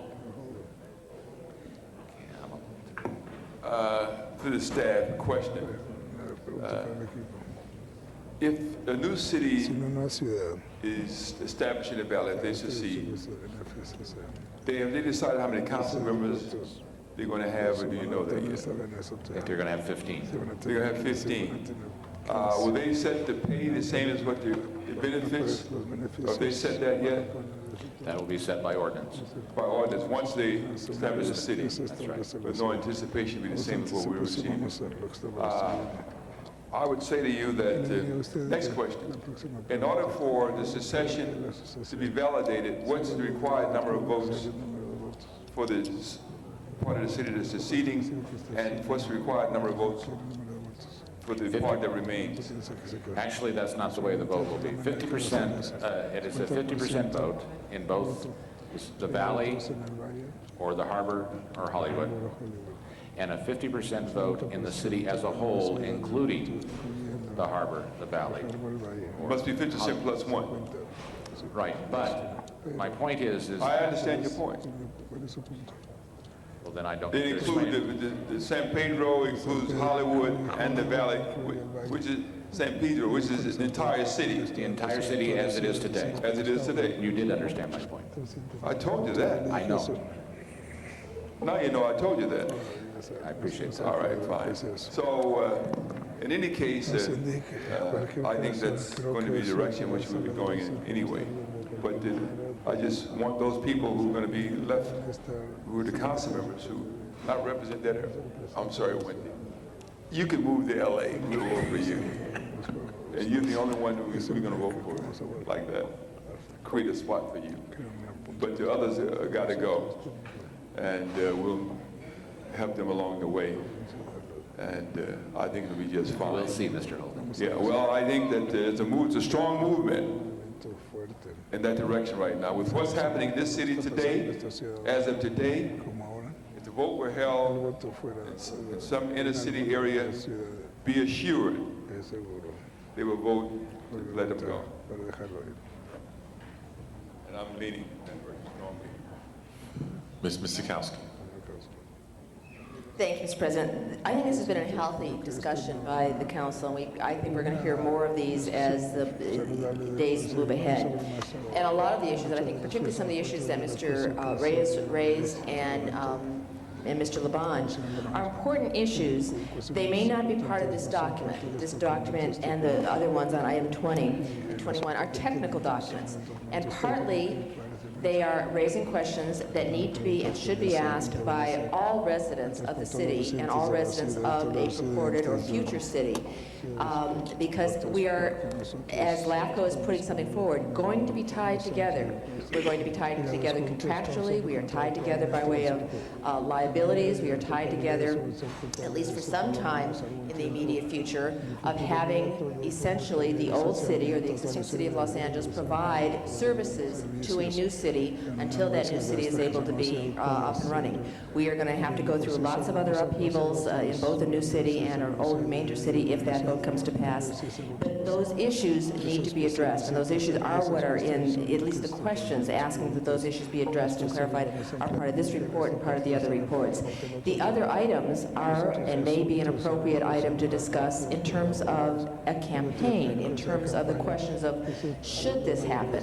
Those are going to be separate from the technical issues. The technical reports are what we have before us today, and everyone may choose as an individual citizen, as a member of the council, or in any capacity to express a view about questions asked outside of the technical reports. But in any case, I would ask the council approve this today so that we can send these questions to have LAFCO's consultants, our consultants, and everyone continue to meet to hone this argument, to hone these issues so that there is specificity and agreement if something does move forward to the ballot, so then we can then discuss it on the merits. Thank you very much. Ms. Sikowski is our last speaker. I believe we're ready for a vote now on the report before us. Mr. Merkin, anything else? Madam Clerk, please open the roll, close the roll, and tabulate the vote. 12 ayes, 1 no. That is approved. Mr. President, can we send it forthwith, please? Forthwith, please. Colleagues, unless there's an objection, items 20 and 21 of the regular agenda are also related. Given that we've just finished this discussion, let's take these items next, items 20 and 21. We do have speaker cards on both of those, but I believe it's the same speaker on both of those items. Mr. Jim McQuiston.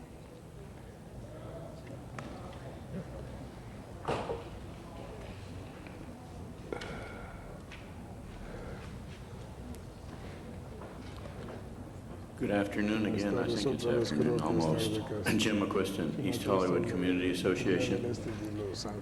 One of the problems, it's all tied up together with the CFAs, is trying to find out whether there's no harm, no foul between the breakaway part and the city. And an interesting thing in the CFA, if you look at it closely, is our city council does a lot of work for us. If we have problems, we call up a councilman and we get something done because they have big staffs. Now, if you look in the CFA, they say we're going to have part-time councilmen with maybe a part-time secretary answer the phone. That means if you call up, there's nobody there. Now, the interesting thing in the report, as it was mentioned by Councilmember Reyes and also Councilmember Misikowski, the general policy of the detachment clauses is you have to assume that the exact same services will be supplied, and everything is supposed to be based on that everything will be exactly the same as far as services. Well, that means that you have to put in the CFA some money for all this staff, and there is none. When you start adding this kind of expense to 15 staff positions at least, pretty soon the whole CFA has been completely and radically changed.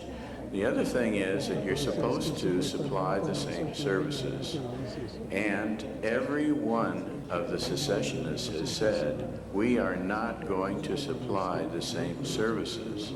So these are parts which maybe they can justify their manipulations of the CFAs, but the problem is the state statute says that you have to consider them with the same identical services, and they cannot with actually what is in the CFAs right now, and they actually haven't put in all the expenses that they're going to have. Not only that, the CFAs mention that there will be interest income that's coming into the various breakaway parts.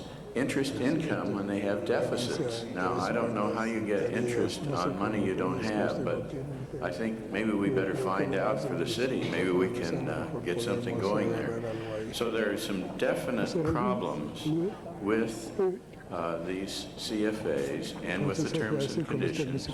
And I must say, too, I forgot to mention, I'm not exactly happy with the letter that has been out, but I am really buoyed up by it because I think it's a tough letter.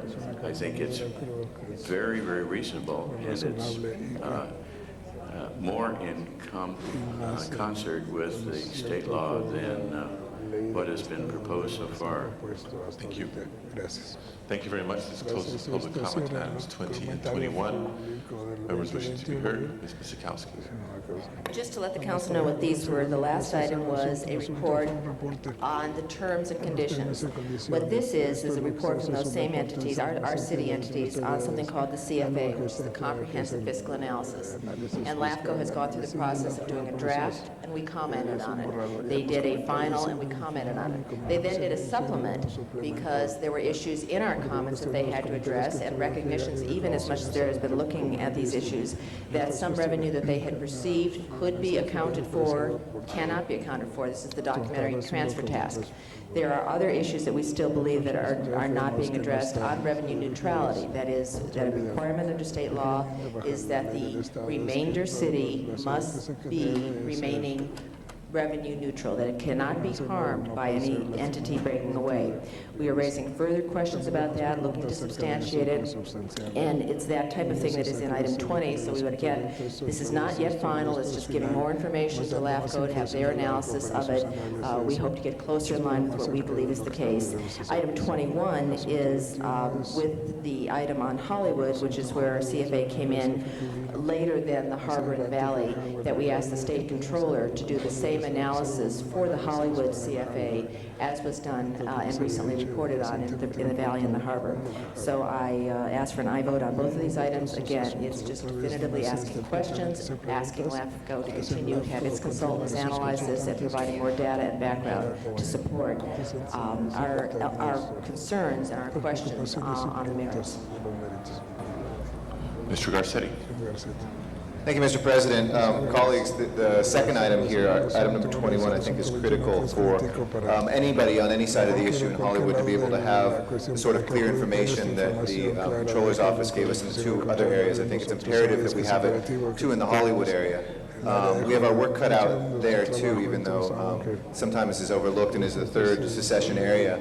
But to share an anecdote, when I was there for Ray Bradbury's star on the Walk of Fame earlier this week with the mayor and other folks, and talked about Hollywood being in the heart of Los Angeles, I thought it was going to be a throwaway line.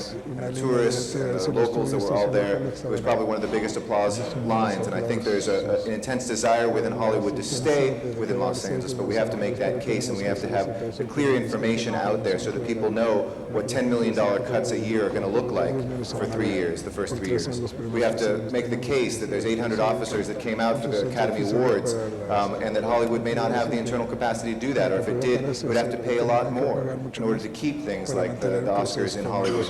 We need that information, so colleagues, I would urge you to support 21 to make sure that we get that same information for Hollywood, that we consolidate this, put it all in the ballot at the same time, and that we make as strong a case as we can with as full information as possible. Thank you. Ms. Gruhl. I just want to, and I'm glad, Cindy, that you made the clarification about us asking questions, and once again want to make sure that as we go forward, that the information that's been received by the state controller, the discrepancies are reported and forwarded to LAFCO as well at this time. And to add a little bit about what Eric was talking about, being the last person again who's just been walking and talking to people in the neighborhoods.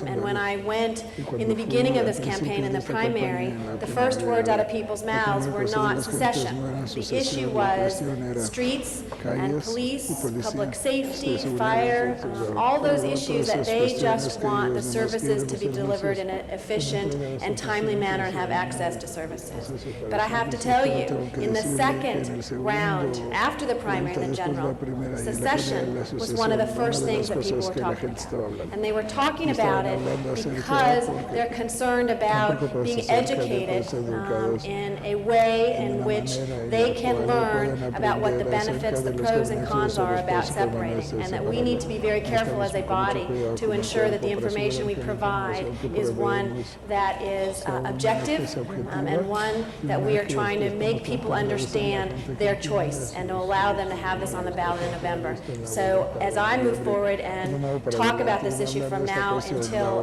November, I'm going to continue to remind people, as someone who has been so closely associated in a district in the Valley with an election where people are concerned about these issues and services, and that as a new council member, my biggest priority is going to be, and I'm going to be asking you for your support on this, to provide those services to my neighborhoods and those communities who do feel neglected, particularly in the Valley.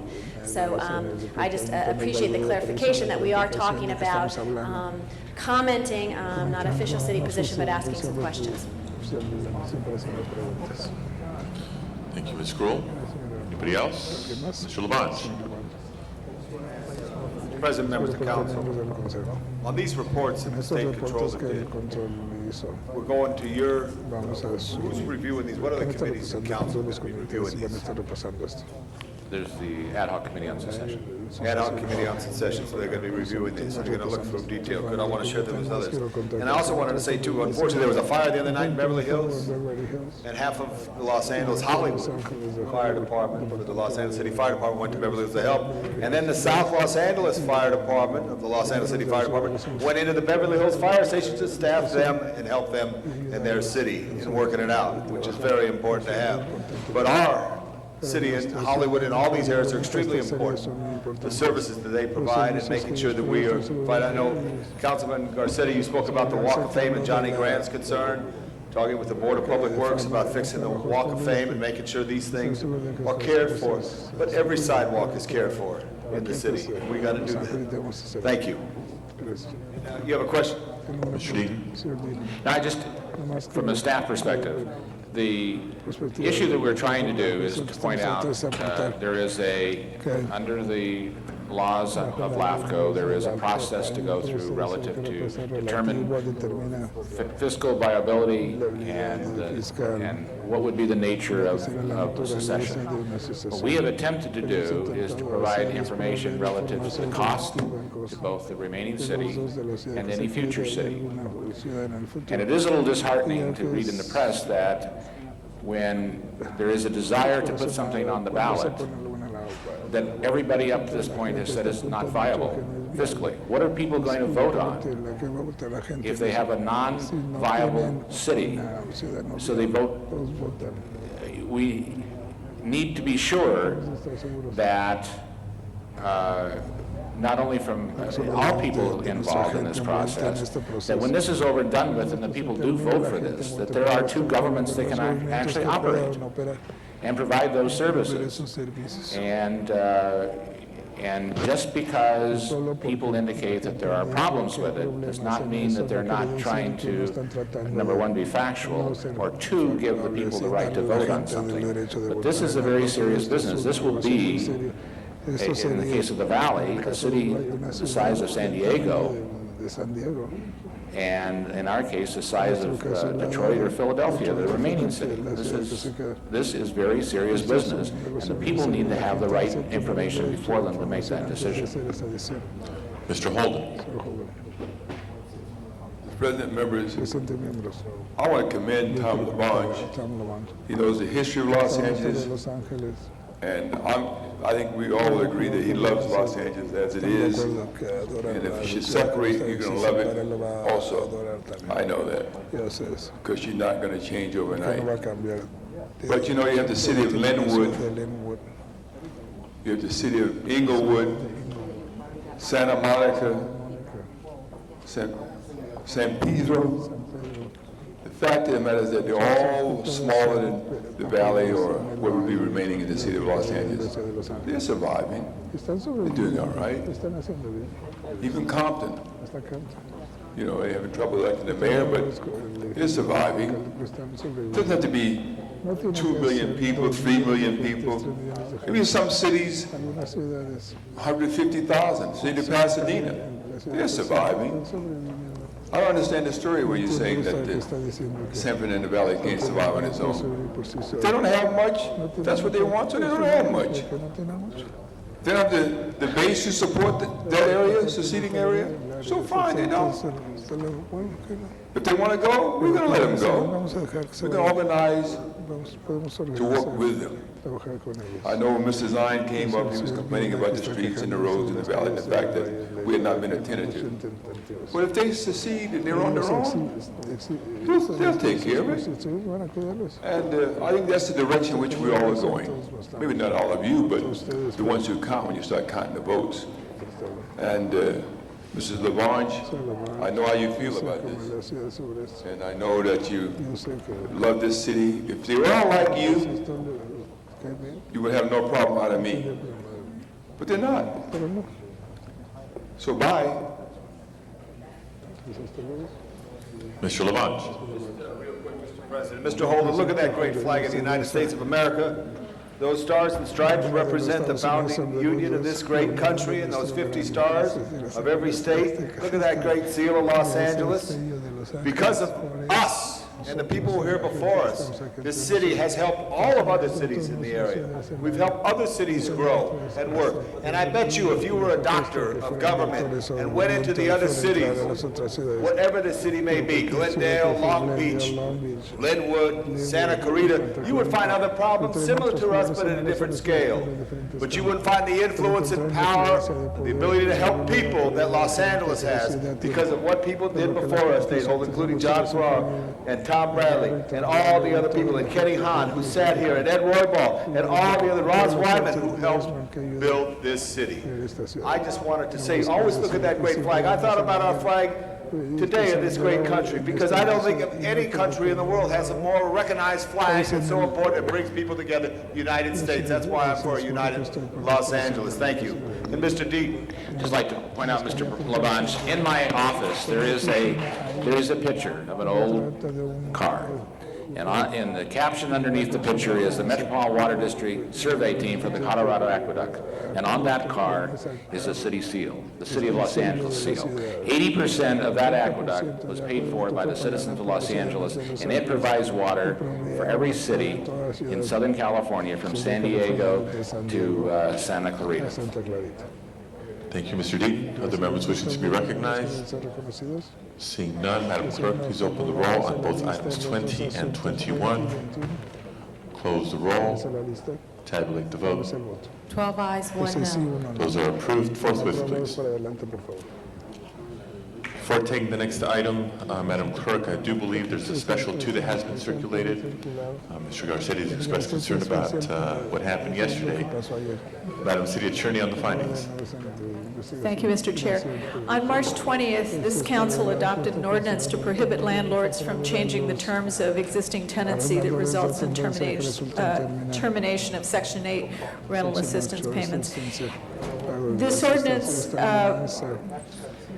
was adopted, and there are changes that need to be made to it, and therefore we just found that out on Monday. And so the City Attorney's Office has transmitted another ordinance. It is before you. It rescinds the previous ordinance, and so you would need to act both to rescind the previous ordinance and to adopt the new ordinance. It is basically the same ordinance. It just makes technical changes. Anybody wishing to be heard on the findings? Seeing none, Madam Clerk, please open the roll on the findings. Close the roll. Tabulate the vote. 13 ayes. Special 2 now before us. Anybody wishing to be heard on the motion itself? Seeing none, Madam Clerk, please open the roll on Special 2. Close the roll and tabulate the vote. 13 ayes. That is approved. Forthwith, please. Next item. Next item, Mr. President, item number 9 was called special by Councilmember Reyes. Mr. Reyes. Thank you, Council President, colleagues. Here's an example where one great city can come together and support a good project in Councilman Garcetti's district. It's at 6301 Sunset Boulevard. It's a mixed-use residential commercial project. And essentially, I'm rising to ask for an amendment, technical amendment, to make sure that this comes back to the council by April 12th. It's time-sensitive. It's a great project. The investment, community, residential community, the council office have come together to support an ordinance that will enhance that area. Thank you. Thank you, Mr. Reyes. Other members wishing to be heard? Seeing none, Madam Clerk, please open the roll on item number 9. Close the roll and tabulate the vote. 13 ayes. That is approved. Next item, please. Next item, Mr. President, 26, called special by Councilmember Pacheco, and there are cards for the public on the item. Item number 26 now before us. The council calls forward at this time Ruth Teague.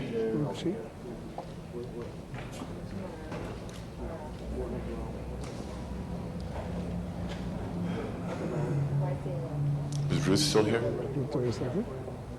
If not, we'll add her card as part of the council file. This closes public comment for item 26. Members wishing to be heard on item 26 was called special by Mr. Pacheco.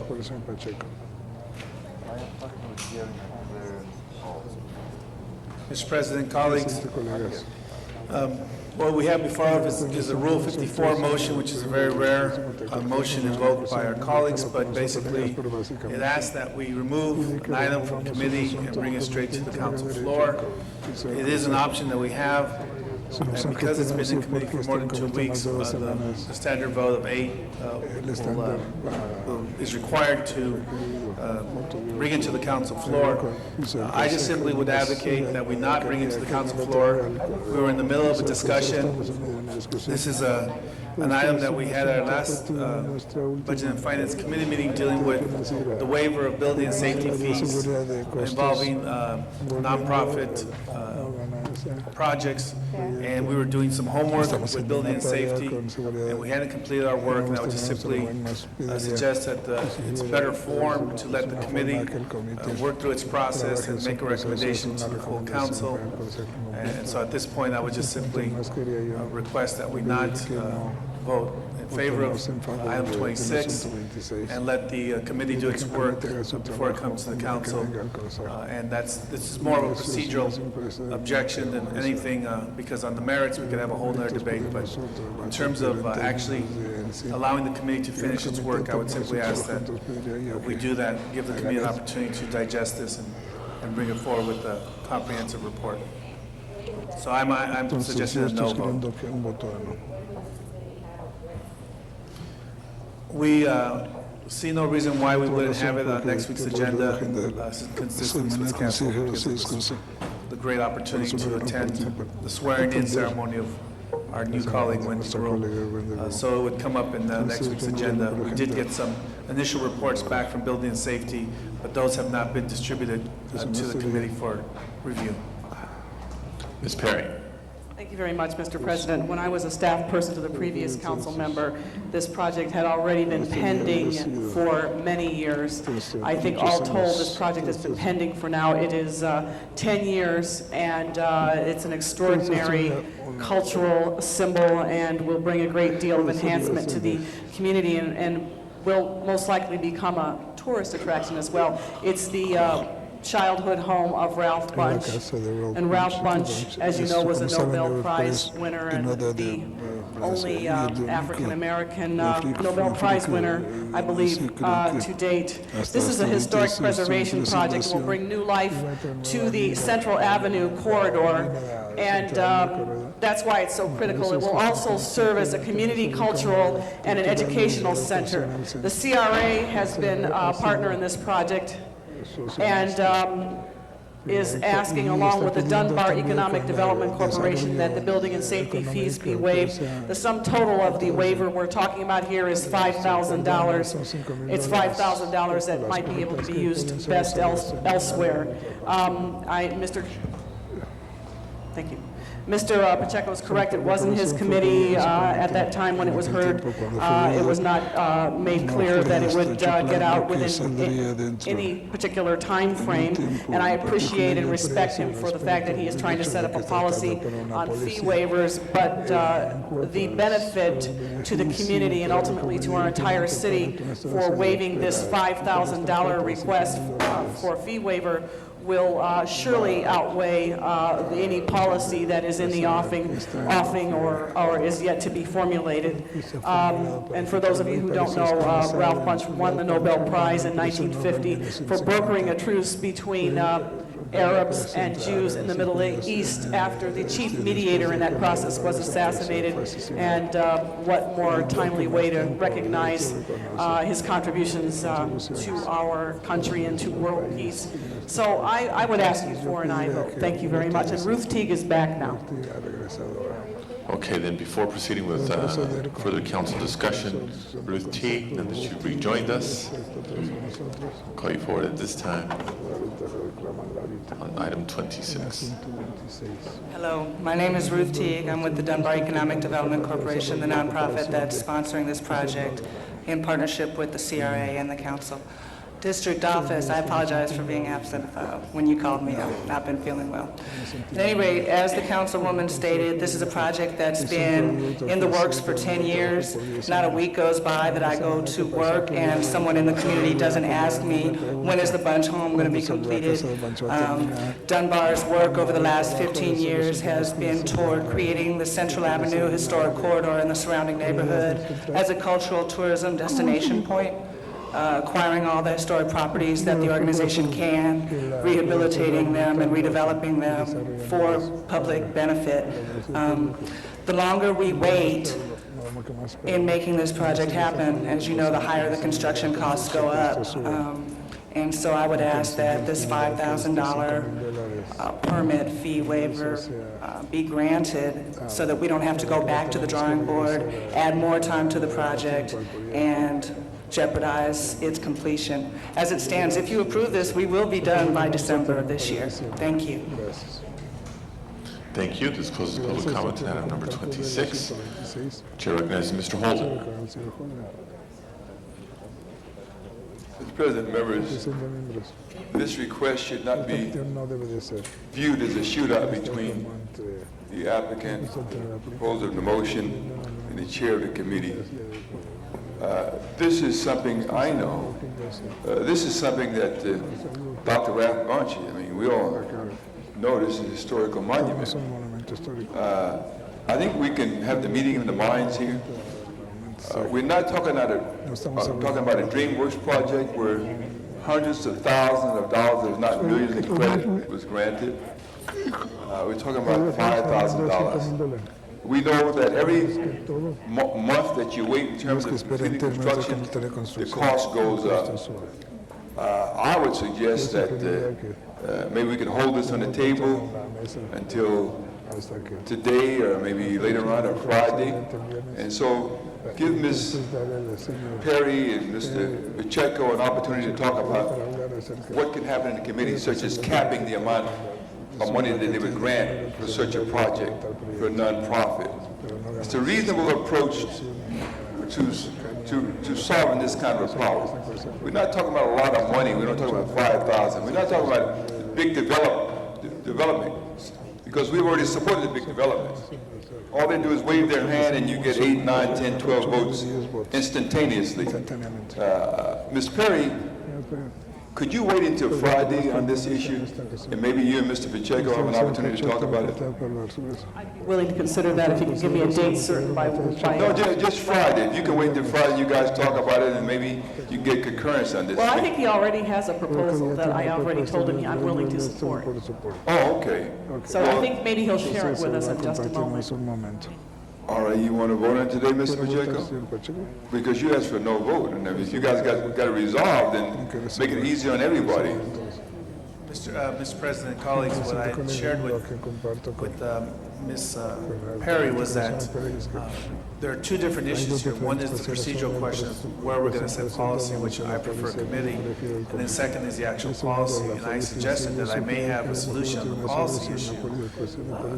When speaking with Mr. Holden about this earlier, that we can make a policy decision that any nonprofit whose total building and safety fees do not exceed $10,000 will waive. That way we're not favoring one project or another project. That is a policy decision, a policy discussion, which we can have today if that's the decision of the body. I just prefer to have that policy debate in committee, and that's the purpose of having our committee structure. I'm not against the project. I don't want anyone to. I understand your point is well made. It's about this particular project. It implicates policy. All my time, Mr. Pacheco, and it's going to be elapsed momentarily. But I just want to say that there's a cost for additional time delayed. Whether or not they can lock the contractor to the bid for another 2 weeks or so, we don't know that. The individual who spoke should be asked that question. And if a 2-week delay would not harm them in any way in terms of the cost of the project, then your request should be granted. Otherwise, I think we should seriously consider the motion. Ms. Perry, would you have the lady come forward again, and I'll sit down, Mr. President, while that question is being asked? It's Ruth Teague, and then we also have Herb Marshall here from the Community Redevelopment Agency, if you'd like to ask him any questions. Thank you. Yes, we are waiting to go to bid. We are now in plan check. We've installed, they're actually waiting for the permit fee waiver or a decision on that matter. But the budget for this project was developed 3 years ago, and so I've been working closely with the architect to modify the plans, modify the specifications to remain within the budget. It may seem like a small amount of money to you all here, but it's the amount of money that will get us into construction, into the bid process at this time. Thank you. There is also a motion now to continue. Mr. Misikowski. Thank you, Mr. President. I was just rising. I was a member of Budget and Finance Committee when we did say that this very meritorious project and this motion had precipitated a need in the committee for us to look at a policy. I appreciate Mr. Pacheco's idea of saying that if for certain nonprofits where the permit fees are very minimal, under $10,000, that there could be a policy of waiver. This would be something similar to what we do on the special events where we see on the council agenda. We sometimes have 15, 20 special events where we waive fees for street closure. The concern here was that there are any number of nonprofit projects going on, many of which are much higher than this.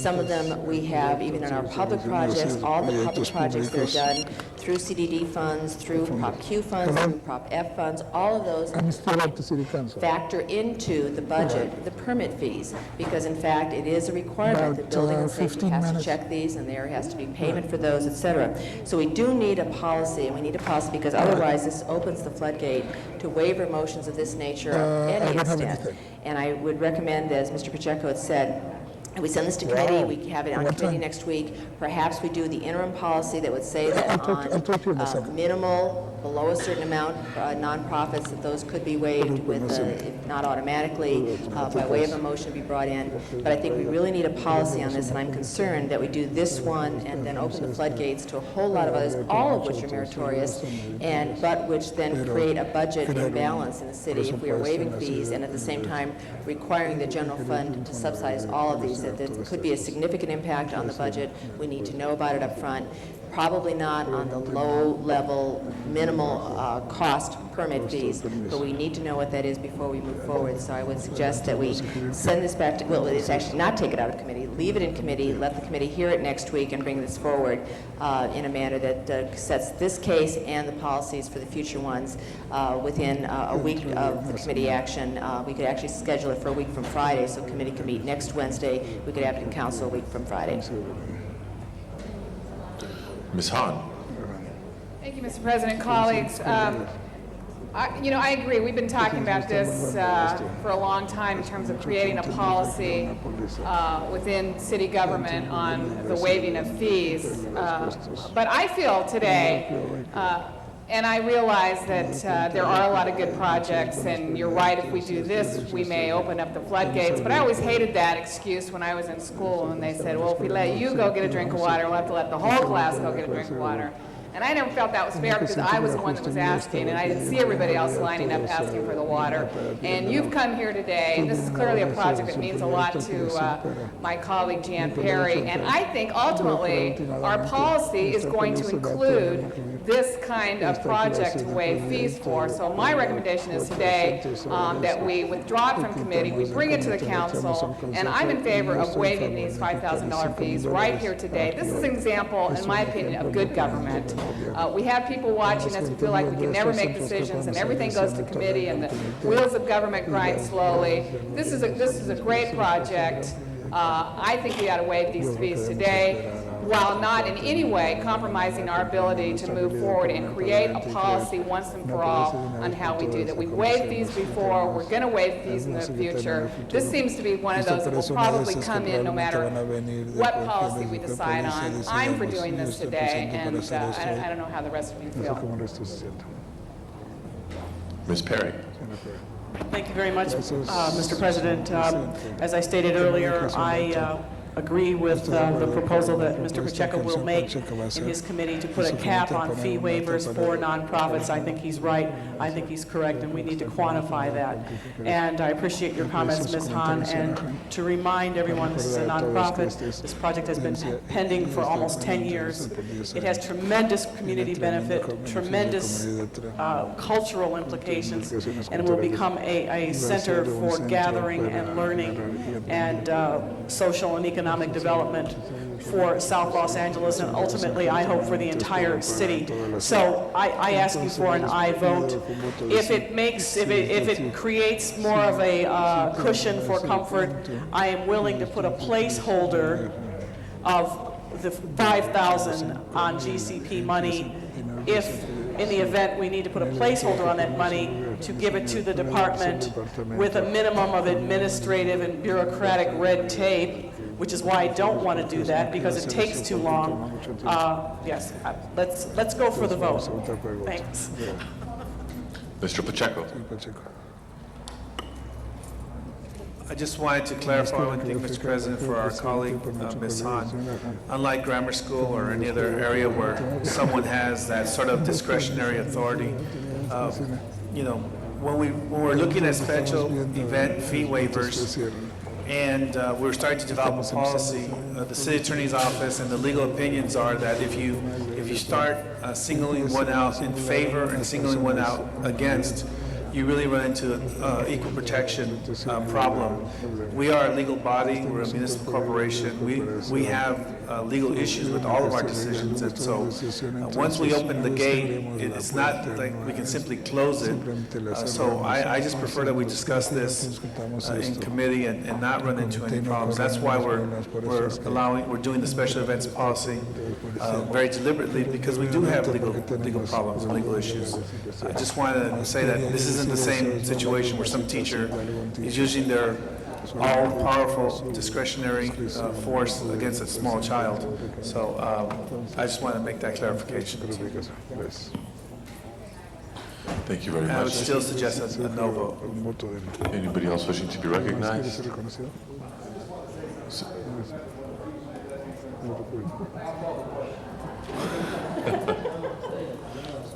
Thank you, Mr. Labange. Madam Clerk, please open the roll.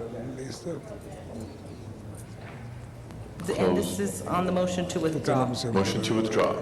The roll is open.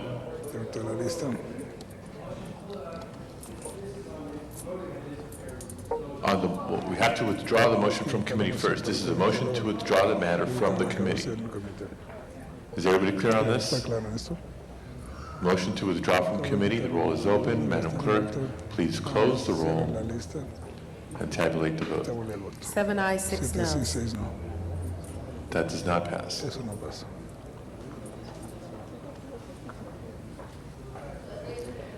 It remains in committee. Next item, please.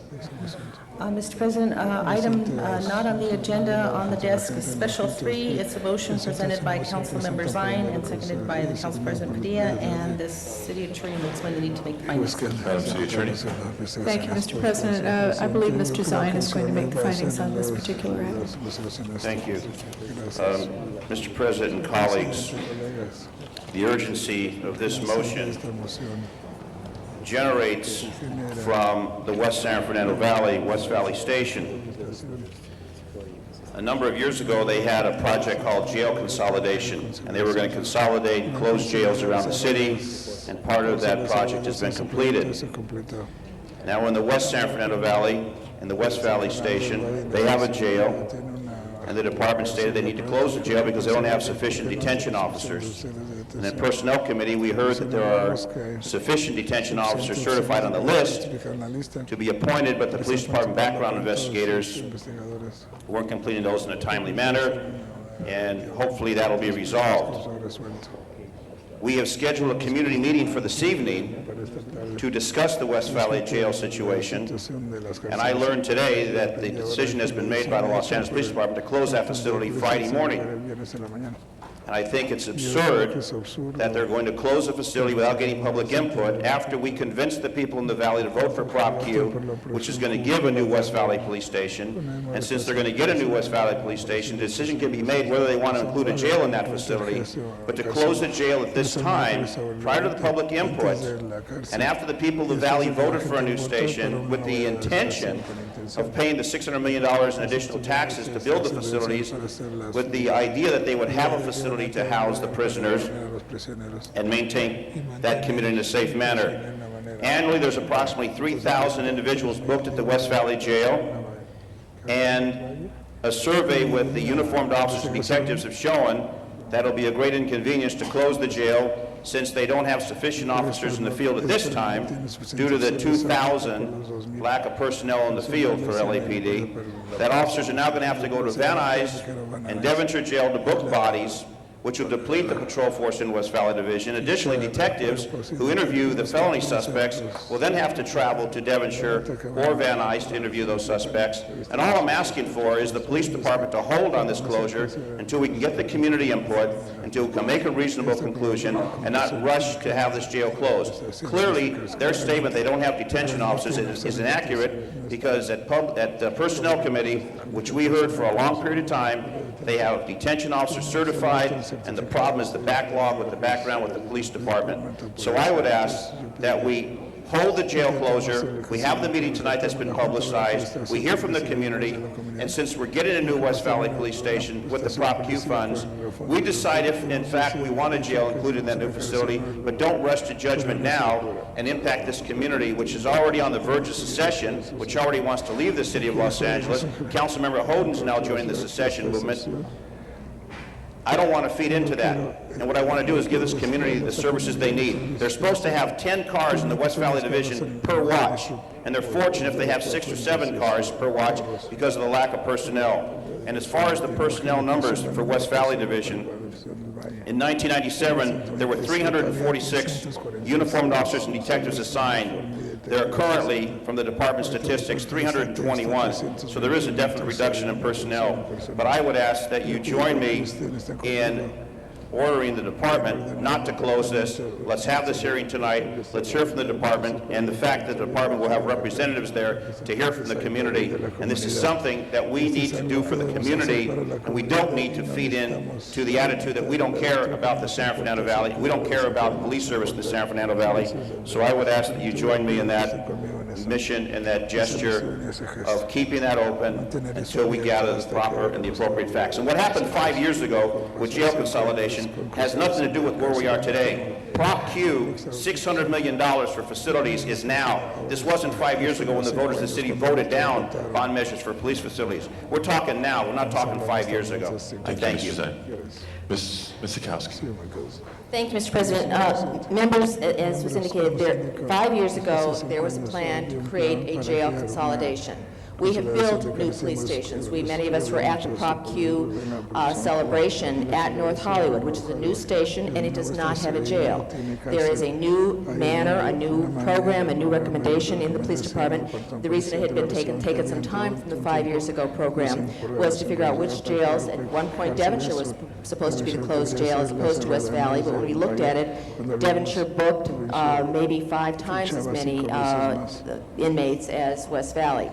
The other thing that I think is deceptive is right now, police officers are off the street in West Valley, not able to be doing the patrol because they are manning the jails because the detention officers are not up to full strength. And so we have daily, not only police officers doing the jail service, but also having to take time off from training to have the jail service to be assigned to that. So I think that this is something that has been approved. It's been approved by the Police Commission. And while I think that we can look at other issues in terms of bringing the detention officers up to full strength, the idea that we not have a jail in every station is something that the Police Commission from 1995 agreed with, and we are moving forward with it. I think that it's not an appropriate matter for a Rule 23. There's full discussion that we can continue to have as to appropriate nature of how we handle these issues, but this is something that was a policy that was approved by the Police Department, by the Police Commission, has been budgeted. In fact, the police budget requires the jail closure because it is always pending, and the last issue that was holding it up were some of the labor management issues, which have now been resolved so it can go forward. So I believe that it makes sense to continue to move forward with it, work on the other issues that are of concern in the community to ease concern and tension about the matter, but not precipitate this action today. Mr. Labange. Wanted to know, Mr. Dean would know, in the Prop Q, does West Valley Station and its rebuilding of the station call for a jail? No, the plans for the West Valley Station, which is supposed to be one of the first being built, does not include plans for jail in the new West Valley Station. Okay. Let me ask Mr. Zine, because I'm a great believer in community input and activity. What involvement has the community had in any part of jail closings? I think you know, in the past. What is the status? Well, when North Hollywood Station was built, a new station, they did not include a jail. What the plan, as I understand, for West Valley is they want to include a short-term detention facility where they can book and release people. The concern is the 5-year-old project as they build new stations, and they're going to modify the stations from they were in the past. And I have no problem with reviewing the Prop Q, which we don't know exactly where the new station is going to go, and when we cross that path, we come to it. But the fact is, to close it now with the promise of a new facility, and the people in the West Valley deserve that new facility, why close it now when you're going to build a new station, when it's going to start in a few months, or whatever the case may be? The concern I have is that you have community that's concerned, community that's been outspoken about this issue, and they want this done. There have been jail closures around the city with the consolidation, and I'm not saying consolidation can't happen, but I'm saying to close it at this particular time in an existing facility that is scheduled to have demolition, to rebuild, is inappropriate. And the fact I'm calling the Rule 23 is they've already announced to their personnel they're closing it Friday at 7 o'clock, when we've already announced we're having the meeting to the community night. So why have the smoke screen to have a community meeting when you've already made the decision? Let's hear from the community and then decide. Mr. Deaton, I wanted to ask you a question. The council needs to take the vote on the findings in order to have the item itself before it. I would recommend that. And I would just add, the urgency is the fact that they're calling for this closure, and they've given notification for 7 o'clock Friday morning, and we're having our meeting tonight, and that is just not appropriate. That's why I'm calling for the 23. Thank you, Mr. Stein. Mr. Labange. Mr. Weiss on the findings. And my question is for the city attorney on the findings. I have a generic question of the city attorney. I'd like advice from you as to a legal opinion as to respect to whether the findings that have been put forth here make sense in the context of Rule 23 and whether they're sufficient. I also have a question about the interaction and the role of the council and the police commission with respect to issues such as this, and whether the different areas in which we have jurisdiction over the police department have a bearing on the findings here. Let me take the second item first. What the council may do is, by a motion, they may request the police department to not close it. And even though it says instruct, it would be taken as a request because the police commission is the head of the department, and we may do that, or the council may do that. The first item was the findings. The findings are that the need to act arose after the posting of the agenda and that there is an immediate need to act. Under what Mr. Zine is saying is that he heard half an hour ago that they are closing it as of Friday.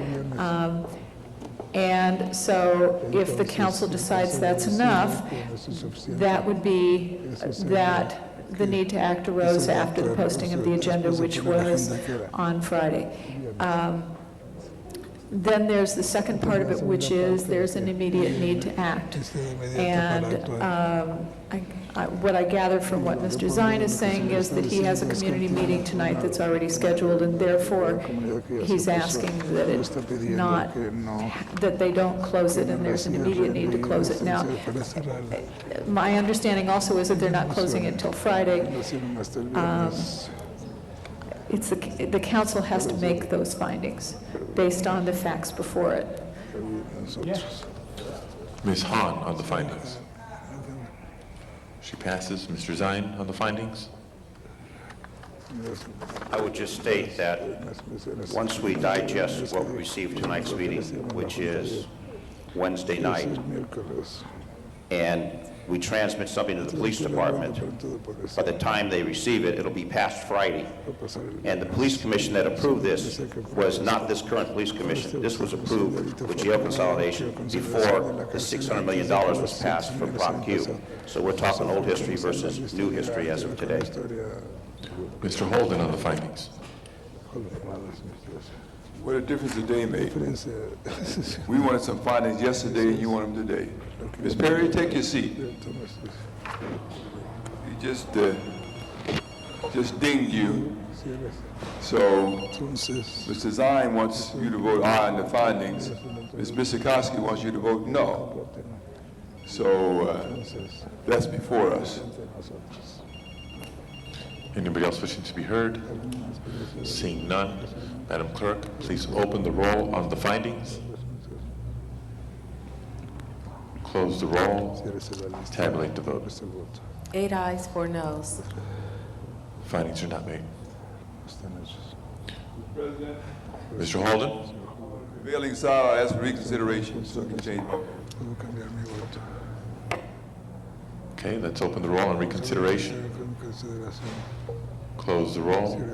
Tabulate the vote. 12 ayes. Okay. Findings are now back before us. Madam Clerk, please open the roll once again on the findings. Close the roll. Tabulate the vote. 10 ayes, 2 noes. Findings are made. Special 3 now before us. Anybody wishing to be heard on the motion itself? Beginning with Mr. Labange. Mr. President, I just suggest that we request the police department to leave it open to allow a community meeting to take place, to gather community input for no more than 21 days and go to your committee, Public Safety Committee, and back to council. That's a motion. Okay. Mr. Zahn, you accept that? That motion, I thank Councilmember Labange. I would just ask that we have the proper input. I'm not trying to rush to judgment, but I don't want to deceive the people of Los Angeles that they've been deceived many times by bond measures when they haven't built police facilities, when they haven't delivered what the bond has promised. I'm trying to be honest and have the integrity and the knowledge to know we don't want to take something away. And if we're going to take something away, let's not go on a 5-year past history of what a consolidation was about. Let's go with current standard as it is today. And I ask, and that's fine. We can send it to Public Safety Committee. We can hear it. That gives an appropriate time to have the community meeting to get the input and move on from there. And if it be closed, then it's done in a proper fashion, an open fashion, and not some backdoor deal. Just to add to that, too, that the councilmen of the 3rd District work morning watch if they're short personnel the next 21 days. Well, I will be Contrary to their wishes. I will be officially retiring on Friday, and I will become a reserve officer, and I will be happy to work there to maintain that facility in operation. Thank you. And I join all of you to join the police reserves. All of you join the police reserves. They need desperately police reserves. So is that accepted as a friendly amendment? Friendly amendment. Thank you. Okay, Ms. Reed, did you wish to add anything? Ms. Misakowski on the motion? Ms. Hahn on the motion?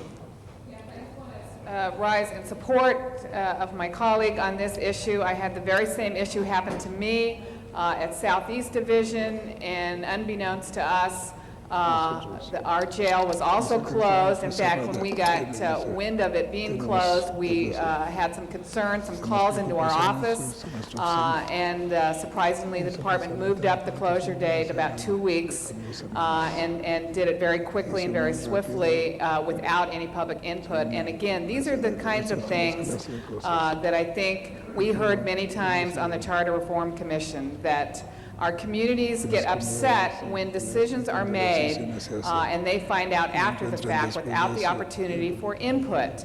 And I think this flies in the face of any kind of relationship we're trying to establish in terms of community-based policing. We were upset in our community at the Southeast Division, so I can total support of allowing the community to have input into these kinds of issues. For Prop Q, interestingly enough, after Southeast Division Jail was closed, find out that the language of Prop Q actually has a 60-bed jail facility built into the new Harbor Police Station. So that's kind of an interesting, so we might at some point want to be able to talk about where these jails are going to go, what size they should be, but certainly have some community input. So I'm in complete support of your motion today, Councilman Simon. Mr. Holden on the motion. Mr. President, members, on the opinion of the city attorney, where she stated that it's just a recommendation to the police commission, which states that the police commission has the absolute authority, the commission, Mr. Zine, to make that decision, your friends. And should they ignore this suggestion or recommendation in order to have the full force of law, just Prop 5 it. Prop 5 the action, bring it to the city council, and you assume and you can do that. I would ask that. You can't do it now. No, I would ask that not only the police commission, but to the police department, the That is chief the of police or his designee, the police commission, the policymakers, the police commission, the policymakers of the police department. The police it's administered commission by and its the- president is the head of the department, and they'll tell the police chief and everybody else what to do if we make this recommendation. So be it. I just want to make sure we have it done and we have this time to get it done. And if they go ahead and do it, notwithstanding the fact that we've submitted this request, that they not do it until such time you have a public hearing, then we prop 5 the action and open the jail up again, all right? That'll be fine. And as far as timing, I know that they meet once a week. They meet on Tuesdays. I know they're in hearings now, how that impacts it, if it needs to be expedited, so we can make sure they get the message today and not next week.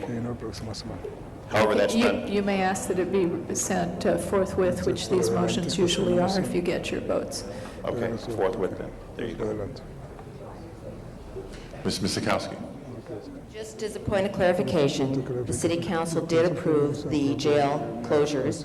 No problem in acting today on the motion to request, as the city attorney clarified, the chief of police to not close the jail as announced per the request in the hearing.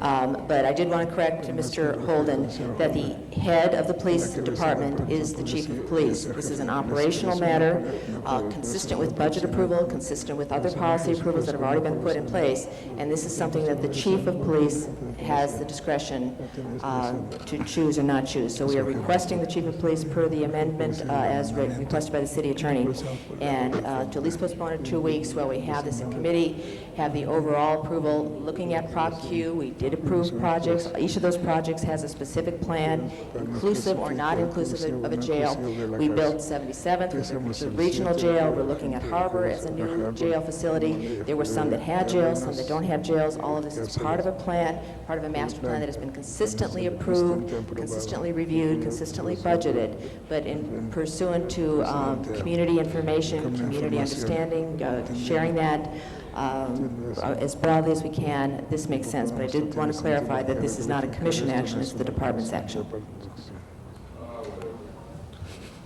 Thank you, Ms. Miskowski. Any other members wishing to be recognized?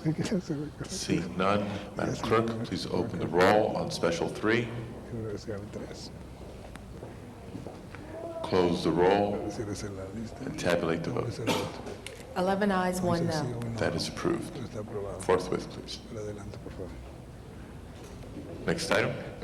Mr. President, do you wish to recess the regular meeting and go into the special meeting? Yes, it is past that time. We temporarily recessed the regular meeting. Madam Clerk, please call the roll on the special meeting. Burnson, Galanter, Garcetti, Gruel, Hahn, Holden, Labange, Miskowski, Pacheco, Perry, Reyes, Worthy Thomas, Weiss, Stein, Padilla, 12 members present, a quorum, Mr. President. Okay, I believe we have a one-item special meeting agenda. It's an item for which public hearing has not been held. It's a communication from the acting chair and member of the Housing and Community Development Committee and a resolution, and I believe there is an amending motion that has been distributed. Amending motion has been distributed. We also have cards on this item. The council calls forward at this time Kathy Knight, to be followed by Patricia McPherson and Leslie Purcell. Good afternoon, Council. My name is Kathy Knight. I'm representing Spirit of the Sage Council and the Sierra Club today. We can see by the large number of lobbyists that have been constantly lobbying the council on the side here that this is probably already a done deal. But nevertheless, we will go ahead and make some comments. We've submitted a letter from our attorney explaining to you the personal liability that you have on these bonds. There's no detailed explanation. There's a lack of disclosure on the bonds. There's no detailed explanation why Playa Vista says it'll cost $10,000 to $20,000 annually to mitigate the gas on this site, when Belmont High School is going to cost $150,000 a year, and this site has more gas and it's being built on wetland soil. You need to disclose this and how this figure came about. Also, there's an SEIR needed on the site. The CLA report that's used for these bonds was only noted and filed and never approved. So the environmental impact report you have for the site says there's no gas here. We also think there is a Brown Act violation. We don't know why this is a special hearing. The developers knew the deadline for these bonds. Obviously, people can't take off from work and come down here on the last minute notice, and we think there's even less than 24-hour notice on this hearing, so it may be in violation of the Brown Act. And finally, our final comment is that this is a huge case of corporate welfare. Playa Vista developers are Morgan Stanley, Goldman Sachs, Gary Winnett of Global Crossings fame. These are huge, huge corporations, very rich individuals. You're giving them $87 million in tax-free bonds. That means the public, we lose tax revenue for that. And this is a bad time economically. The public needs that revenue. This is to bail out developers that are gigantic Wall Street corporations who have the money on themselves to build this project, but they're building it on public bond money. This is not good. And the $87 million is for only 705 apartments. Only 375 of those are low to moderate income. At a hearing last week, Harvard Yard apartments cost $40,000 per unit to build for affordable housing.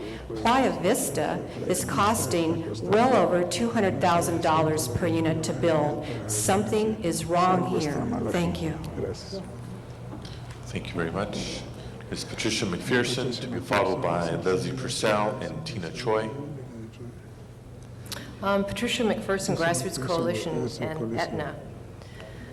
The CIDLAC bond should not be applied to the Playa Vista site because the City of Los Angeles has failed to disclose the dangers and hazards of the Playa Vista site development, and the city's failed to protect the health and safety of the public. Because there has been no independent state agency oversight of the toxic and hazardous oil and gas field migration problems of the site. The city has knowingly taken advantage of the fact that no state agency has been able to participate in a public outreach program that would allow the public to become informed of the true hazards of the Playa Vista site. The city has thus participated with Playa Capital in the concealment of the true dangers and problems of the site. I went before the Water Board the other day to ask for DTSC's public outreach program to be implemented, and Mr. Milstein from Playa Capital, Morgan Stanley, Dean Witter, showed up to try and block any attempts to have a public outreach program to notify the community of the dangers of this site. You know, I think it's no wonder. I come from a military family where honor and integrity and honesty meant a lot.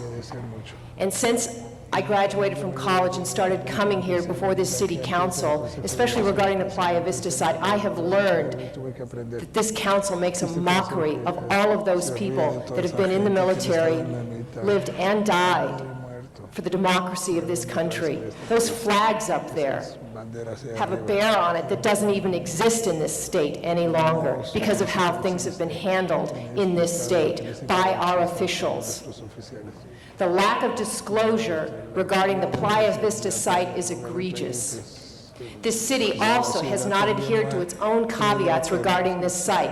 There are experimental 50-foot vent wells that are supposed to go down into the aquifer to vent the gases in there. According to the CLA report, it said that they were functioning and safe. They are not functioning.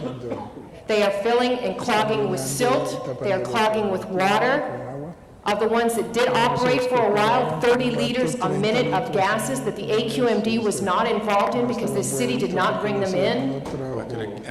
This city has not allowed any independent oversight, even by a state agency. The so-called lead agency is the Water Board. The Water Board has not had any participation in this area of the gas migration hazards whatsoever. Thank you very much. Ms. Leslie Purcell, followed by Tina Choi and Craig Lasoya. Good afternoon, President Padilla and council members. I would just like to say I came here and I've been watching over time all of these various people that work for Playa Vista in consultation with Ms. Galanter and her assistants, one after the other, drafting the actual language that is going in front of the council. The last minute, these documents are being altered. Steve Sobroff's signatures on it, but these guys are changing the wording. Now, is this legal? Is this public process? What are you voting on? You know, and why does the public not get any kind of real notification about this kind of a hearing? You know, we found out about it yesterday. Those of us that few could come down here, we came. But as you well know, there's already a Brown Act violation lawsuit for the prior city council during the Mello-Roos bond hearings. And I feel like there's probably some Brown Act violations who's here. You know, we want affordable housing in the city of LA. I need affordable housing. I don't have housing right now. I'm staying with friends, you know. I can't find reasonable housing on the west side. There is a lot of luxury housing over there.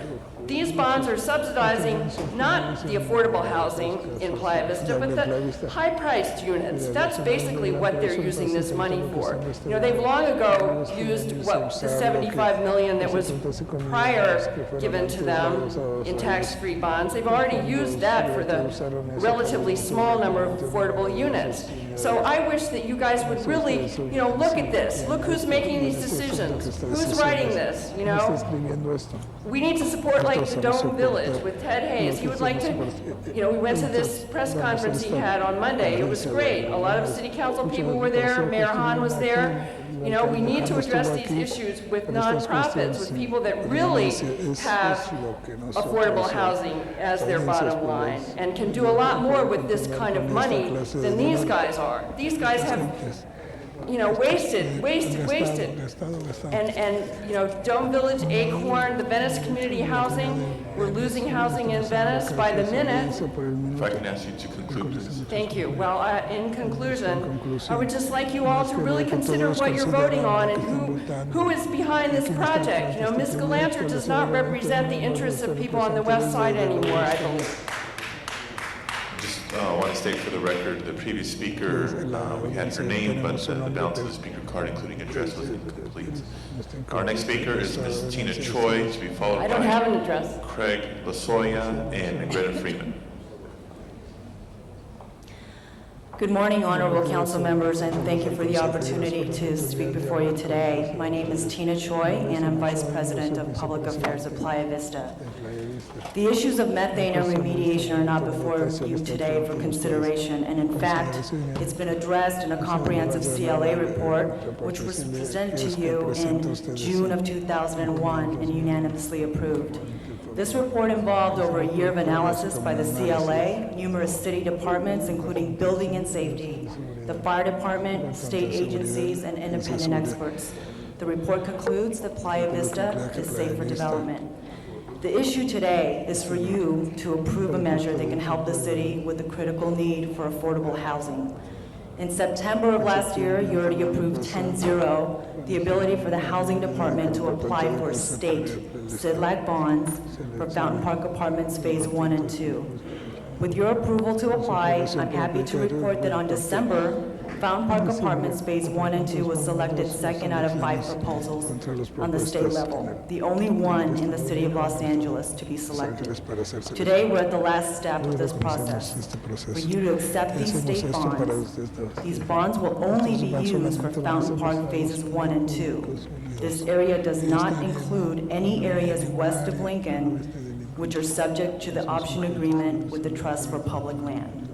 There's no fiscal impact to the city, and Playa Vista incurs the full responsibility of repayment. If you choose to turn these funds down, they go back to the state. The city loses them. Enough about money, though. This project has a significant impact on people's lives, and more importantly, the way LA approaches affordable housing. And with that, I'd like to describe Fountain Park and why we're so excited to see it become a reality. Fountain Park Phase 1 and 2 contains 705 units, 375, simply 53% of this project is dedicated to affordable housing. All of these units are brand new, and it is seamless. Affordable units are integrated with market units to encourage diversity, a trademark of the city. Our outreach to those who qualify are all the faces that you encounter every day in LA, from the former gang member struggling to get their life back on track, the single parent trying to make ends meet, to teachers, living wage workers, firefighters, and police officers. The quality of the units are same. Affordable tenants enjoy all the same amenities as market rate tenants. The square footages are same. Every aspect of these units are the same except for the pricing. The one-bedroom affordable unit will be going for $551 a month in rental. The market rate unit next to it, $1,935. If I can ask you to conclude, please. The most exciting news thus far, our first tenants have moved into Fountain Park, some of whom are here today. And in addition, units are being built as we speak. Please allow the Housing Department to accept these state-said-like bonds with no fiscal impact to the city, and thus helping us with the critical need for affordable housing in the city of Los Angeles. Thank you. Mr. Craig Lasoya, to be followed by Negretta Freeman. Good day to everybody. My name is Craig Losoya. I live in the 6th District Council, 6th Council District. I want to tell you how incredible Playa Vista affordable housing will be. This housing will allow people like myself to live in a good neighborhood at a price we can afford, at a time when housing right now is basically skyrocketing all over, especially Southern California. The opportunity to build brand new affordable housing on the west side is one we must take advantage of. I work closely with Father Greg Boyle out in East LA with the founder of Homeboy Industries, which provides employment for enemy gang members. As Father Greg once puts it, nothing stops a bullet like a job. But taking it a step further, I can tell you that firsthand that there are many, many people out there that deserve to live in Playa Vista away from the gangs and the drugs of the inner city. I'm very blessed because this summer I'll be moving into one of those affordable house units. Working in the nonprofit arena, I never would have thought of actually living this close to the beach. Before you vote today, think about all those hardworking people you will help by letting Playa Vista move forward with this funding. These are people who work in our hotels and in our restaurants. They have children and families, and many of them spend most of their days just trying to make ends meet. Affordable housing at Playa Vista will allow these people to pay all their bills and still spend time with their families instead of working 2 jobs just to pay the rent and put food on the tables. Many of the people that do work in these hotels and restaurants live out in East LA, Central LA, and have to bus every day. To get the bus 5 o'clock in the morning, get to their jobs real early. This will allow them to be able to live close to their jobs without having to get up so early and spend so much time away from their families. Thank you. Thank you very much. Ms. Negretta Freeman.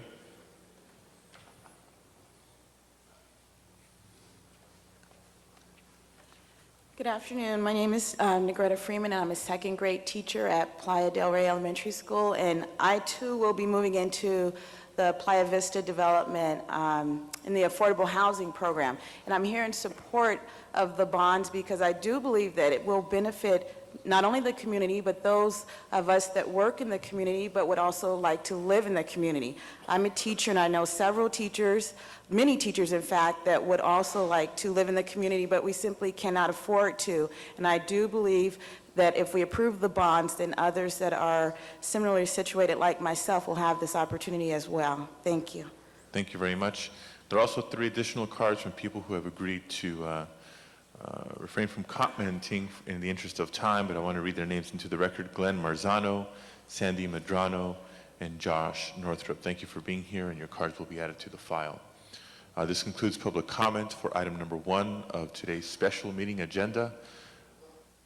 Now we proceed with council discussion debate. Ms. Galante. Gracias, señor presidente. Hello, okay, there we go. Thank you, Mr. President. Members of the council, this is completing a commitment that we started a number of months ago. I'm so glad to see you guys here. You have no idea. Just the fact that we're actually going to have some affordable housing is really very gratifying to me.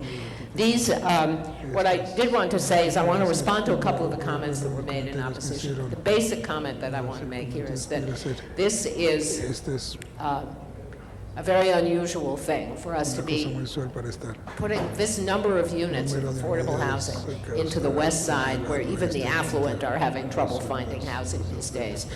Neighborhoods like the one I live in, that was a nice, modest, working-class neighborhood when I moved into it 17 years ago, are being bought up by people with a lot more money than you and I have. And the result is that we're losing even the working people's housing because there's not enough housing for anybody. So we are in ever more desperate straits. And the Fountain Park Apartments, as Ms. Choi pointed out, have half the units are affordable units. the only way those things can be done with land prices being what they are on the west side is with public's participation, and that's what these bonds represent. I want to call to your attention a couple of things. Well, let me respond to the comments that were made that I think need a response. I believe two speakers suggested that we ought to be focusing our efforts at affordable housing at the other side of the city where land is cheaper. I believe that that's why we don't, the reason that we don't have so much affordable housing that we need on the west side is that we have for years focused all our efforts on the areas where land is cheaper, and the result is, as one of the gentlemen pointed out, that people get up very, very early to go to work and spend a lot of time away from their families because they can't live near where they work, and this is designed to correct that. It is an unfortunate fact of life that land costs are higher and consequently unit costs are higher the closer you get to the coast. Somebody else was concerned about what I was talking to the Playa Vista representatives about. That had actually nothing to do with what is on the council agenda today and will not be before the council. But what is before the council is, in addition to what appears on the agenda, you have a letter confirming the action of the Housing Committee chair that extends the term of affordability on the affordable apartment units that are the subject of these bonds to 65 years, which I think has never been done in the city of Los Angeles.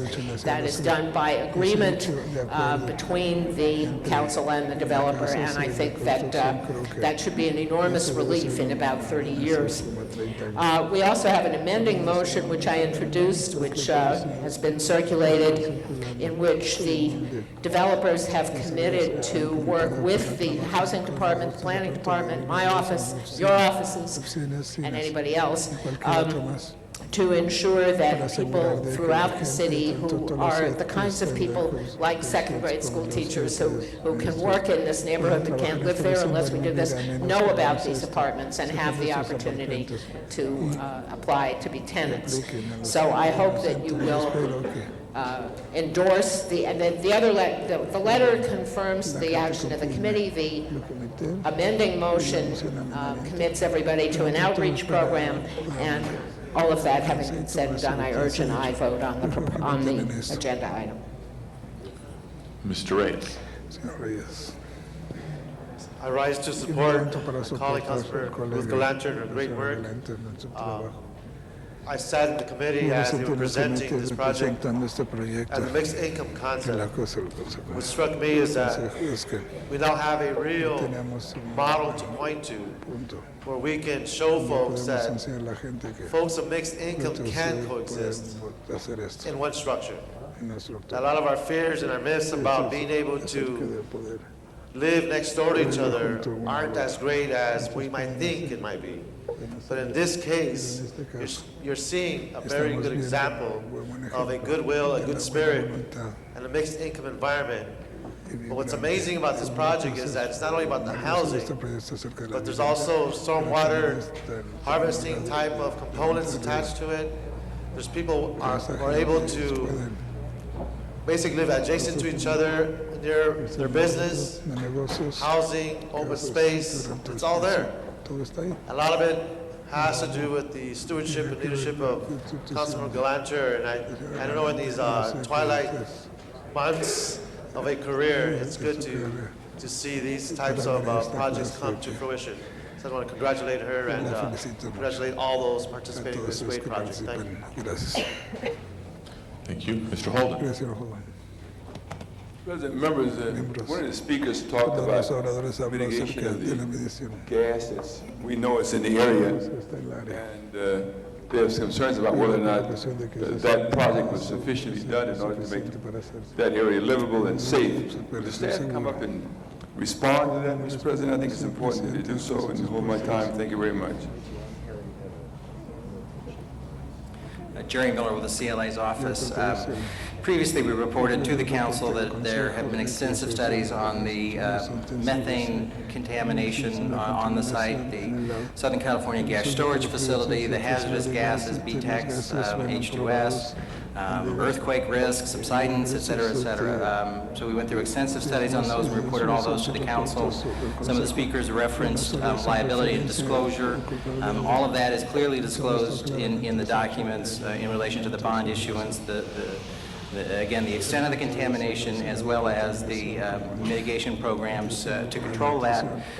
We've had numerous outside consultants and city staff as well that have participated in the development of the mitigation programs, and they have all opined that with the mitigations, the various contaminations, et cetera, at the Playa Vista site are manageable. You're saying, what was some of the methodology that they used in order to accomplish this, if you know? Well, for example, with methane, all of the properties have to have an impermeable membrane. They also have to have an alarm system. Depending upon the areas and the extent of the contamination, there's the deep well venting in order to vent the methane gas from the aquifer, which is approximately 50 feet below the surface. So depending upon where in the properties sit, and the extent of the contamination and the mapping determines the methodologies that they have to use to mitigate it. Right. Now, on my time, I'm going to give you 30 seconds to, you heard what he said. Now, are you satisfied now? No, I'm not. What did he say is wrong? The 50-foot vent wells are non-functional. I'm not even sure, because I public record requested information as to if they even exist at the Fountain Park Apartment site.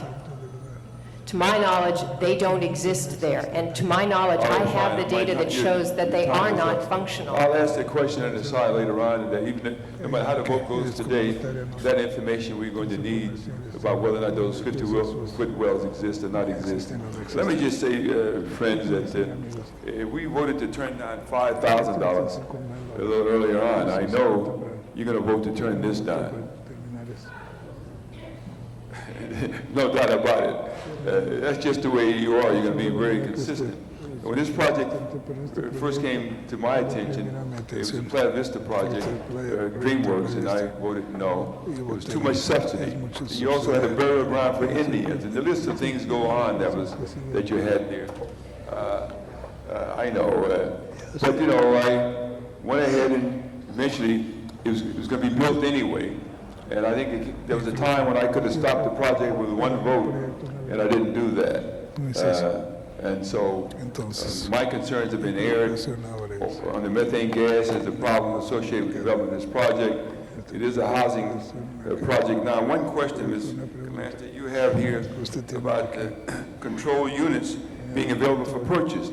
My question is, how many control units are there in that complex? It's a question, Mr. President, the whole time.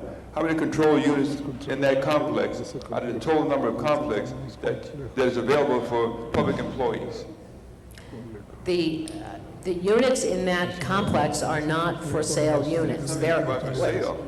That's different. I'll explain that to you in a second. The units in the Fountain Park Apartments that are up now are rental units, and I believe Ms. Choi stated earlier that 375 of them are set aside for people certified by the Housing Department as income qualified as, low or moderate income.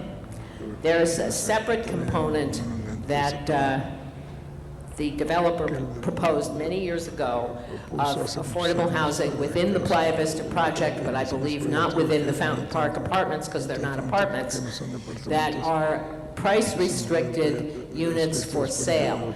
And the motion that addresses the outreach program, which is what I think is the one you're holding, has to do with making sure that the people who will purchase those price-restricted, those affordable sale units, which are not before us today, will be... What's the motion in it? Because I thought that while everybody's all hot to extend the affordable housing that people would want, including you, would want to know that if you'd like, we can vote separately on the amendment. I don't have a problem with that at all. It seems to me that it makes it even more likely that the appropriate people will know that these units are available so that they can inquire, and if they are income qualified, they can buy the units. And it seems to me we are helping the situation by obligating the developer at a moment that they are asking us for something to assist us in this outreach program. But if you prefer not to have the outreach program, then I would ask that we separate the question, because we need the bonds. Anyway, the bonds address the apartments. The outreach program, they already have an outreach program on the apartments. The outreach program that's addressed in the other motion deals with units that are for sale. All right, the rest of my time, Mr. President, I think it's really clear on the issue. Number one. Number two, we never got a final decision on whether or not we are indemnified if someone is killed, died, if the equipment that's been installed to mitigate the gas fails. The city would be at risk because we keep signing off on these projects. And I'm not going to go to the developer, I'm going to go to the department who keep saying yes, yes, yes. Go ahead, go ahead, go ahead. If you're doing it under pressure, step to the plate and say, we're being forced to say yes. But if you're not, and you believe in what you've done here and that it's safe and sound, a place where people can live and don't expect to die overnight because of the gas installation, then you better say that now, because this city going to be in real trouble. And with the valley gone, who's going to pay for that? Thank you, Mr. Holden. Ms. Galandri. Yeah, I'm advised by the city attorney that since Mr. Holden seems concerned about this point, others may be, and that we should separate these questions. I will withdraw the amending motion and bring it in separately as a Rule 16 motion. And I urge you to vote yes on the item that's on the agenda. And actually, if we can do it right now, I'll change the other one to a Rule 16 motion. And then you can decide if you want a Rule 16 or send it. So the amending motion is withdrawn. The amending motion is withdrawn as an amending motion. We'll go stamp it again, and it will come back as a Rule 16. Okay, so we have item 1 of the special meeting agenda before us. Seeing no further members wishing to be heard on this item, Madam Clerk, please open the roll, close the roll, and tabulate the vote. 11 ayes. That is approved. Forthwith, please. I believe that concludes the agenda for the special meeting. Let us adjourn the special meeting and return to the regular meeting agenda. Next item, please. Do you wish to clear the desk before going into closed session? Let's do housekeeping. You have public comment for items not on the council's agenda under its jurisdiction. As public comment period for today's meeting, the council calls forward Keith Dalcourt to be followed by Patricia McPherson, Kathy Knight, and Leslie Purcell. Thank you very much, Council President, members of the Council. As I stand before you today, a native of the city of Los Angeles, who is both inspired and troubled by our collective future in this, one of the most richly diverse cities on the planet. You see, Los Angeles is no longer the picture postcard of the future. It is the future. It is America's future, the multilingual, multicultural, and just downright multicultural. The immigrant dream of every corner of the globe is Los Angeles. Los Angeles is the living incarnate of every hope and aspiration of those fabled, huddled masses yearning to breathe free. The promise of the great nation's future is evident on the city streets every day. From the street vendor working the beat on the east side to the cop working the beat on the south side. From the civil servant toiling down here in downtown to the artist creating celluloid magic in Hollywood. And let's not forget the Valley. Well, at least not yet. You see, we are the world, Los Angeles, and against all odds, we seem to make it work every day. And it's, if I may quote President Lyndon Baines Johnson, who declared in 1964, we can live together or we can die. And it's in this spirit of togetherness, of which the lay of the very foundation of what Johnson called the Great Society, that I asked the Council of the City of Los Angeles to recognize and honor one of the most fundamental and common bonds that binds us together. For every one of us, be it black, white, yellow, brown, rich or poor, Maxine Waters or Rick Caruso, Jew, Gentile, or Muslim of every faith, there is one bond that brings us all together, one common bond. And that common bond is flatulence. That's right, call it fad, farting, call it gas. In considering this, I ask the Council to declare that May 7th be Fart Awareness Day in Los Angeles, and that you institute all the appropriate measures therein, such as perhaps a street festival, perhaps a parade with giant balloons, some to help the children. Let me just tell you a little story, a story of a young boy whose name was Keith. Although through most of his formative years, he was called Stinky. not because he didn't wash or take care of himself hygiene-wise, but because he liked his mom's bean burritos. And I ask you to help me decriminalize farting. I ask you to promote fart awareness. Thank you very much. Thank you very much. Patricia McPherson, Kathy Knight, and Leslie Purcell. This is on a different subject matter. My name is Patricia McPherson. I'm here to represent Grassroots Coalition again. I want to bring to your attention that the Department of Toxic Substances Control is very concerned about the Playa Vista site and the region. You've heard today that the CLA report covered all of the issues of H2S and VTEX. The DTSC has asked for an H2S and VTEX study to be done on the site. The city agreed at the CLA hearing that it would adhere to DTSC's request. It has failed to do so. There has been no VTEX or H2S studies of the site. Thank you very much. I believe I have 3 minutes. We have other speakers waiting, I and believe the I item have that you're 3 speaking to minutes. has been on our agenda. Public comments for I items believe I have not 3 appearing on minutes. today's agenda.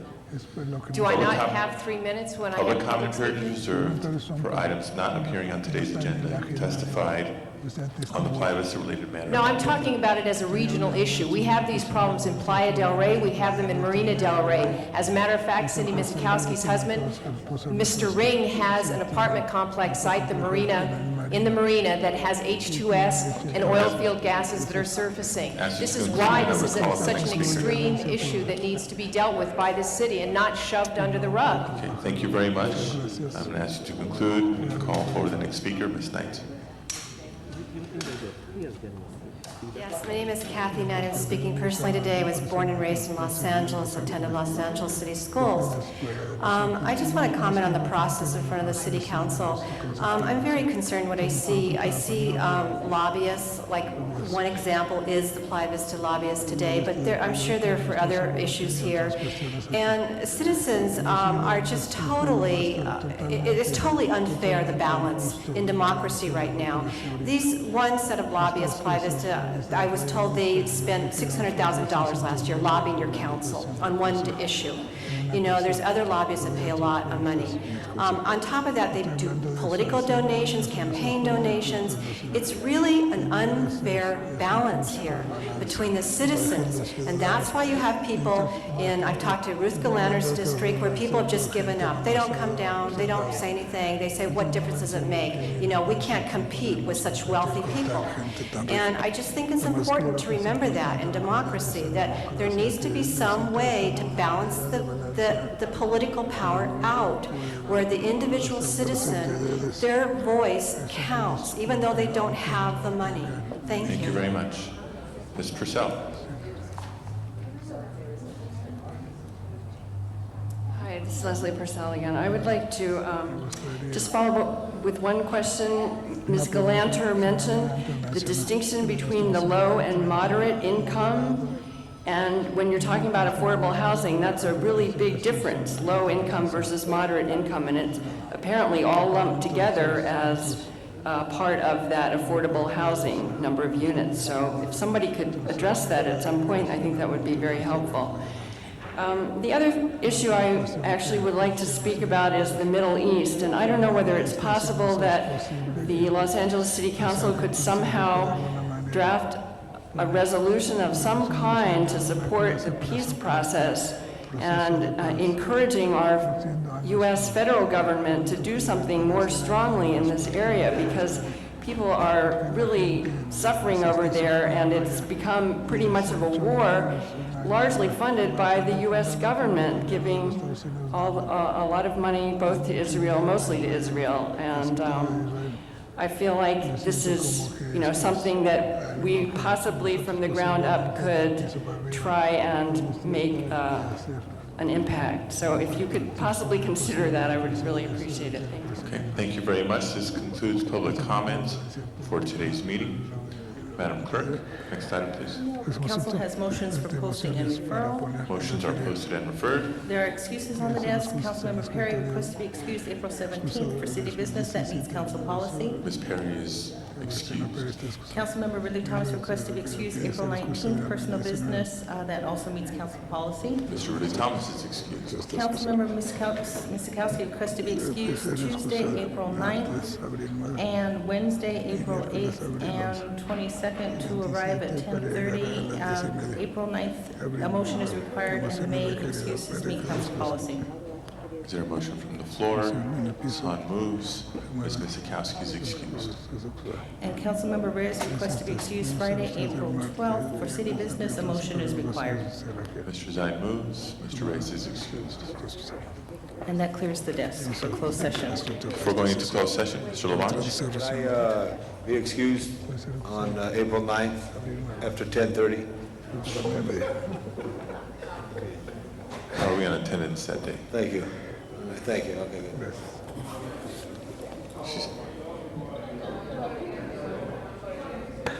Okay, in conformance with California law, the council will now adjourn into closed session. I ask the guards to please clear the chambers.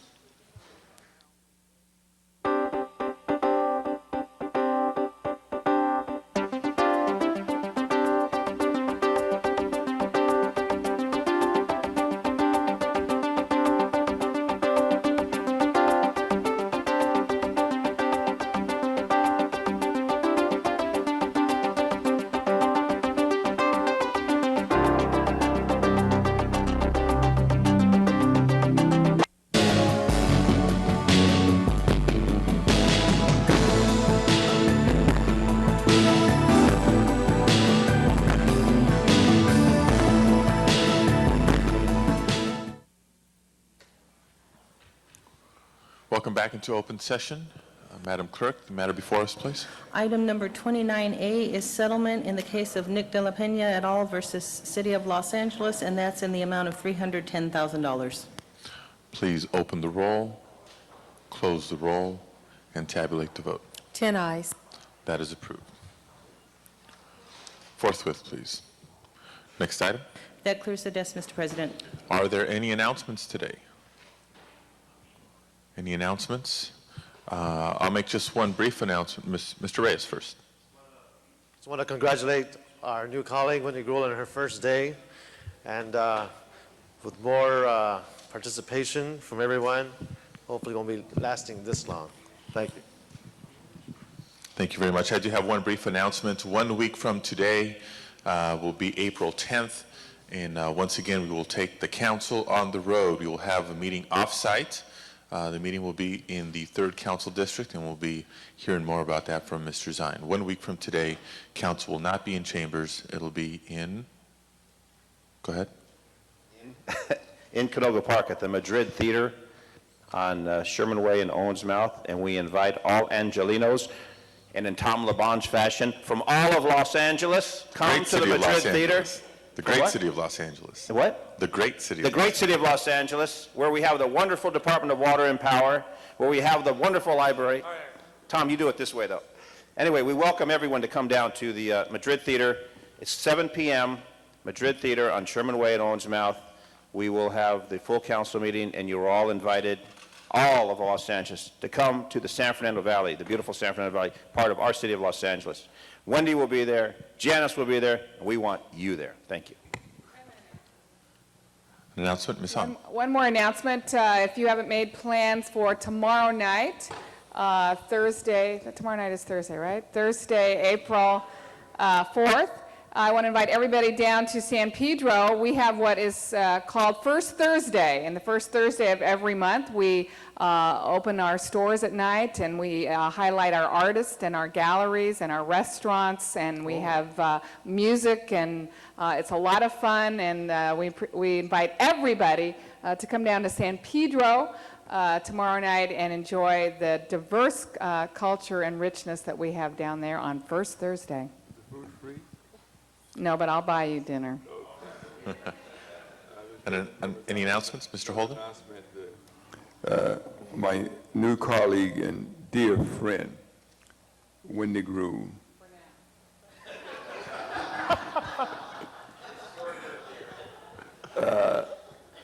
I'm going to join her in the valley. Don't worry, I'll be all right. Is having a celebration today in our districts, and that should be noted. today at 3:30 at the, is it Fair Avenue School, where she will be in her community, and I'm sure you can announce it better than I can. And all the people who did the right thing in that district and voted for Wendy should know that she'll be there, and her friends and supporters and the ones who are going to join her now as supporters, because the winner wins no matter what, and they're going to celebrate. She's going to have a swearing in her district, and that's really wonderful. Something that everybody should think about. Ms. Gruhl? Thank you, Nate, for that. I appreciate it. And just a couple of things. One, we're doing it at an LA's Best school, which all of you are familiar with, and one of the things I talked about a lot in the campaign and the importance of the expansion of that LA's Best. But also at 5 o'clock, for those people who live in Sunland, Tujunga, invite them to an open house. I had promised I would open up an office in Sunland, Tujunga, and my first day I have an open house from 5 to 7 tonight at the Civic Center building on Foothill Boulevard. Already? Already. Oh, my God. And I just want to say thank you to all of you for making me feel so welcome today on my first day in council. I look forward to working with all of you. That's all you get. And one other comment, Mr. You'll be nice President. to me only today. With Wendy Gruhl, promises made, promises kept. There you go.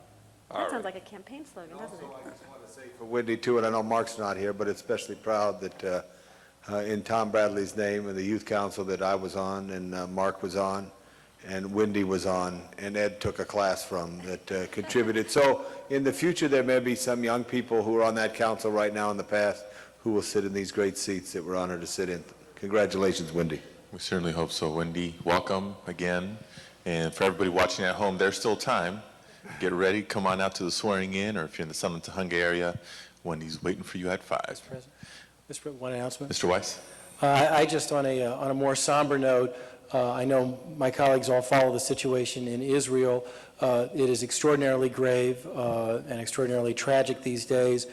And I think it's very important for everybody who's a public official in America to stand with Israel at this time. And you probably all get questions about why. I mean, it's a natural question that some people asked. And so before you leave, I'm just going to distribute to everybody a really excellent op-ed that Tom Friedman wrote in the New York Times the other day that I think lays out very succinctly why it's not an Israeli question, it's an American question, and I just commend that to all of you, and I hope you all will take a moment or two to read it. Thank you, Mr. Weiss. Please rise for adjourning motions. Ms. Hahn? President, I ask that we adjourn our meeting today in the memory of Mr. Ron Caudry, whose funeral I was attending yesterday morning and was unable to be here. Ron Caudry, among a lot of things, was a great public servant and served as councilman and mayor of Redondo Beach for many years, and actually took the fight of term limits all the way to Sacramento, and always did believe that the public had a right to re-elect good public servants as many times as they wanted. He served, he was a great Democrat, served as president of the South Bay Democratic Club. I knew him first as a member of Rotary in Redondo Beach, where he served as the president. But he was a communication worker and actually rose to be the vice president of the local communication workers, Local 9400, and really worked to make sure that the communication workers, he represented over 10,000 communication workers. He was a good friend of mine. He really believed in civic duty and public service and went to bat for me many times when I needed the support of organized labor in many of my campaigns. He leaves behind the love of his life, his wife Punky, and 4 children. And donations can be made to the American Cancer Society in Ron Caudry's name. And he will be greatly missed. He really was a champion for so many great causes, and I will miss him dearly, as he was an extremely good friend of mine. Mr. President, I'd like to join Ms. Hahn in seconding that motion, adjournment motion. He was also a member of the County Federation of Labor Court Board member. And you're right, he'll be missed. He helped us all. Mr. President, members, there's a Calvin Leonard, passed away just March 25th. Mr. Leonard was a young man, 70 years old, in his passing, and funeral services were held March 29th. They're already been held. Leaves one son, Calvin Lamont Leonard, and then one daughter, Avis Das. So he will be missed for sure. Mr. Labange. Yeah, Mr. President, members of council, I ask we adjourn in memory of Sister Patricia Reef, who recently passed. She taught philosophy and theology at Immaculate Heart College in the Hollywood area for many years, and was considered a visionary in terms of spirituality and the work of the Catholic theology. She also was considered a pioneer in the area of feminist spirituality. As a member of the Immaculate Heart community, she worked very hard in placing them in the right area to help the most people. She died at the age of 72 and contributed greatly in her life. I also like to ask that council adjourn in memory of Billy Wilder, the great director, born in Vienna, and then he left Berlin in the Nazi times and came to Los Angeles not knowing how to speak English at all, but rose to be one of the greatest directors in the history of motion pictures. And one of the films that was so great is Double Indemnity, where I'll never forget the classic line in there, "Meet me on the northwest corner of Franklin and Vermont." And yes, there is a northwest corner at Franklin and Vermont. But all his work and the many Oscars in his work, and he brought Jack Lemmon together with Walter Matthau. He truly was a great artist. He lived to the age of 93 and went to his office, which Ernst Herman, our dear friend, and John Ferraro's dear friend for many years, owned in Beverly Hills every day. A very special person.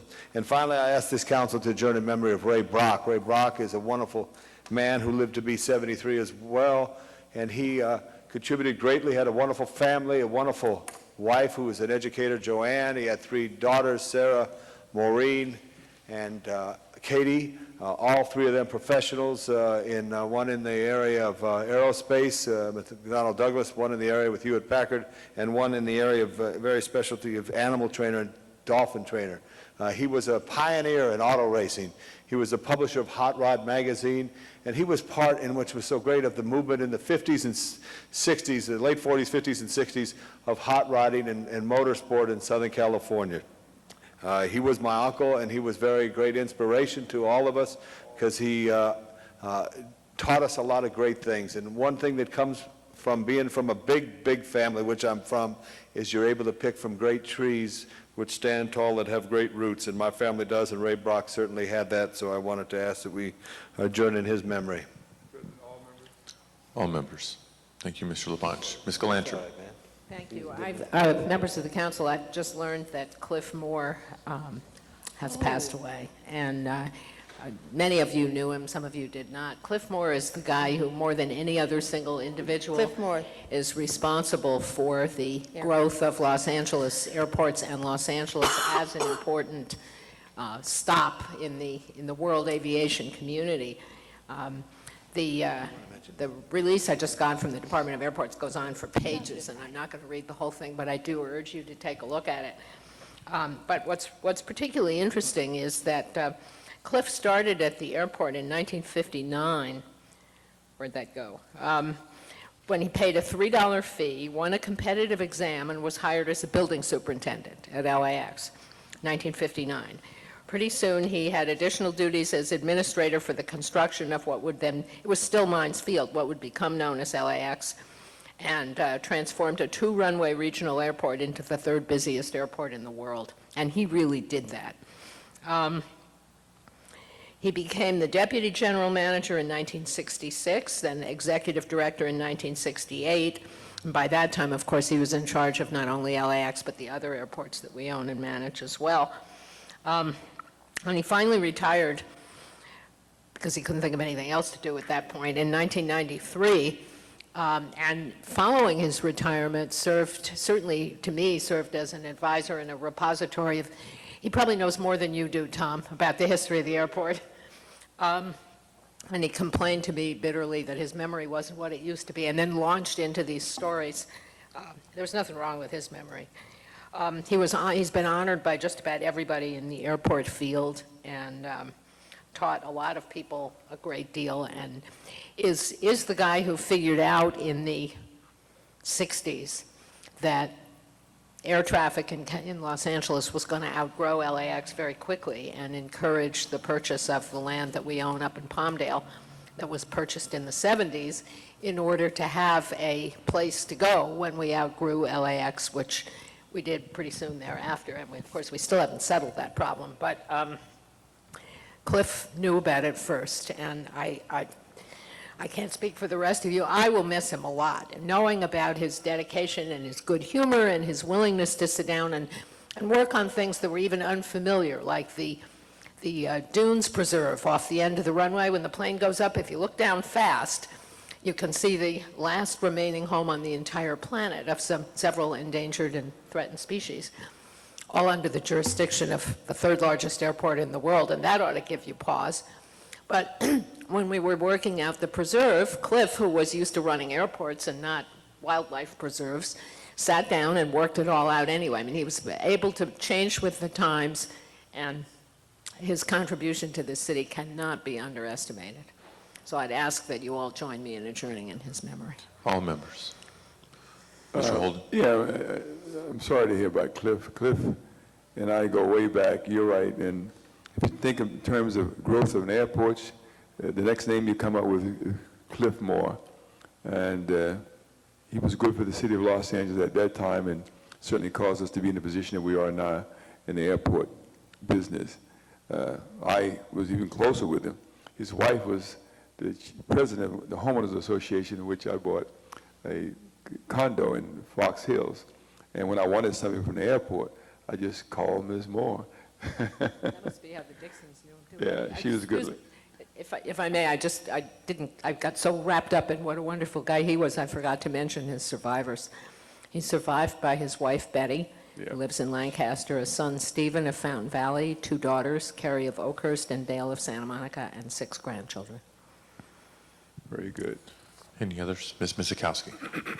I would like to ask the council to adjourn in the memory of Lori Petrick. Loretta Bennett Petrick was a beloved Palisades teacher. She died last month at the age of 56. But for 35 years, she had been an elementary school teacher in the Pacific Palisades, first at Marquez Elementary School and then Palisades Elementary School itself. And she was just beloved because of her imagination and energy that she spent on her kids, on her community. She was really a legend there in that community, and kids who had kids who went to her school loved her. There's a memorial fund established in her name at Palisades Enrichment Program, which is a charter school in the Pacific Palisades.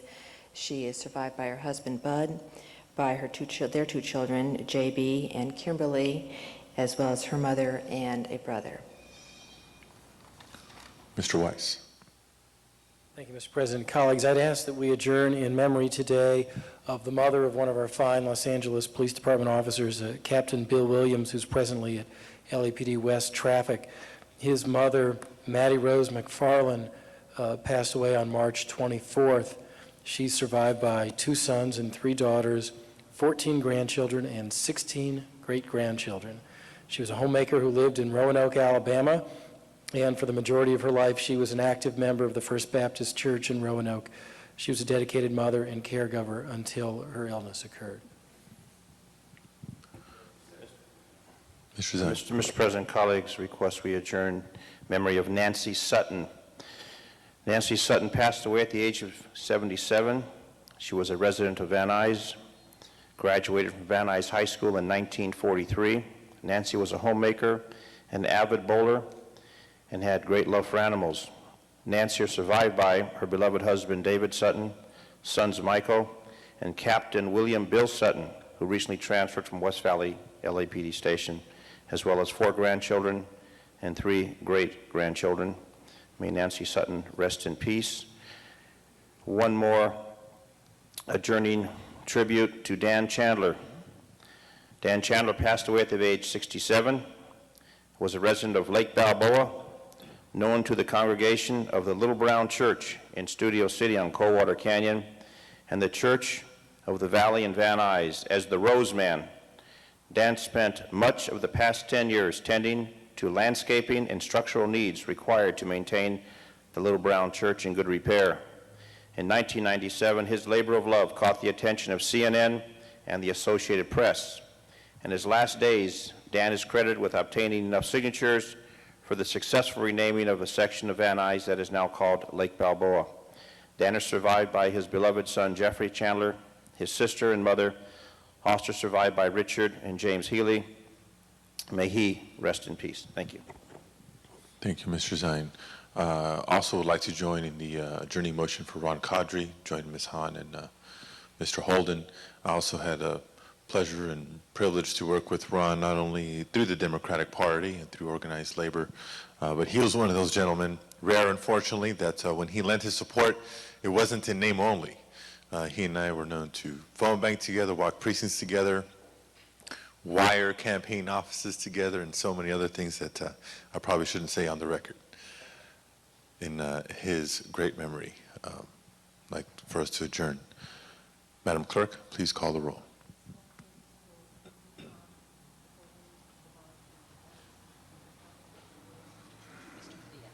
Thank you all very much. This meeting is adjourned.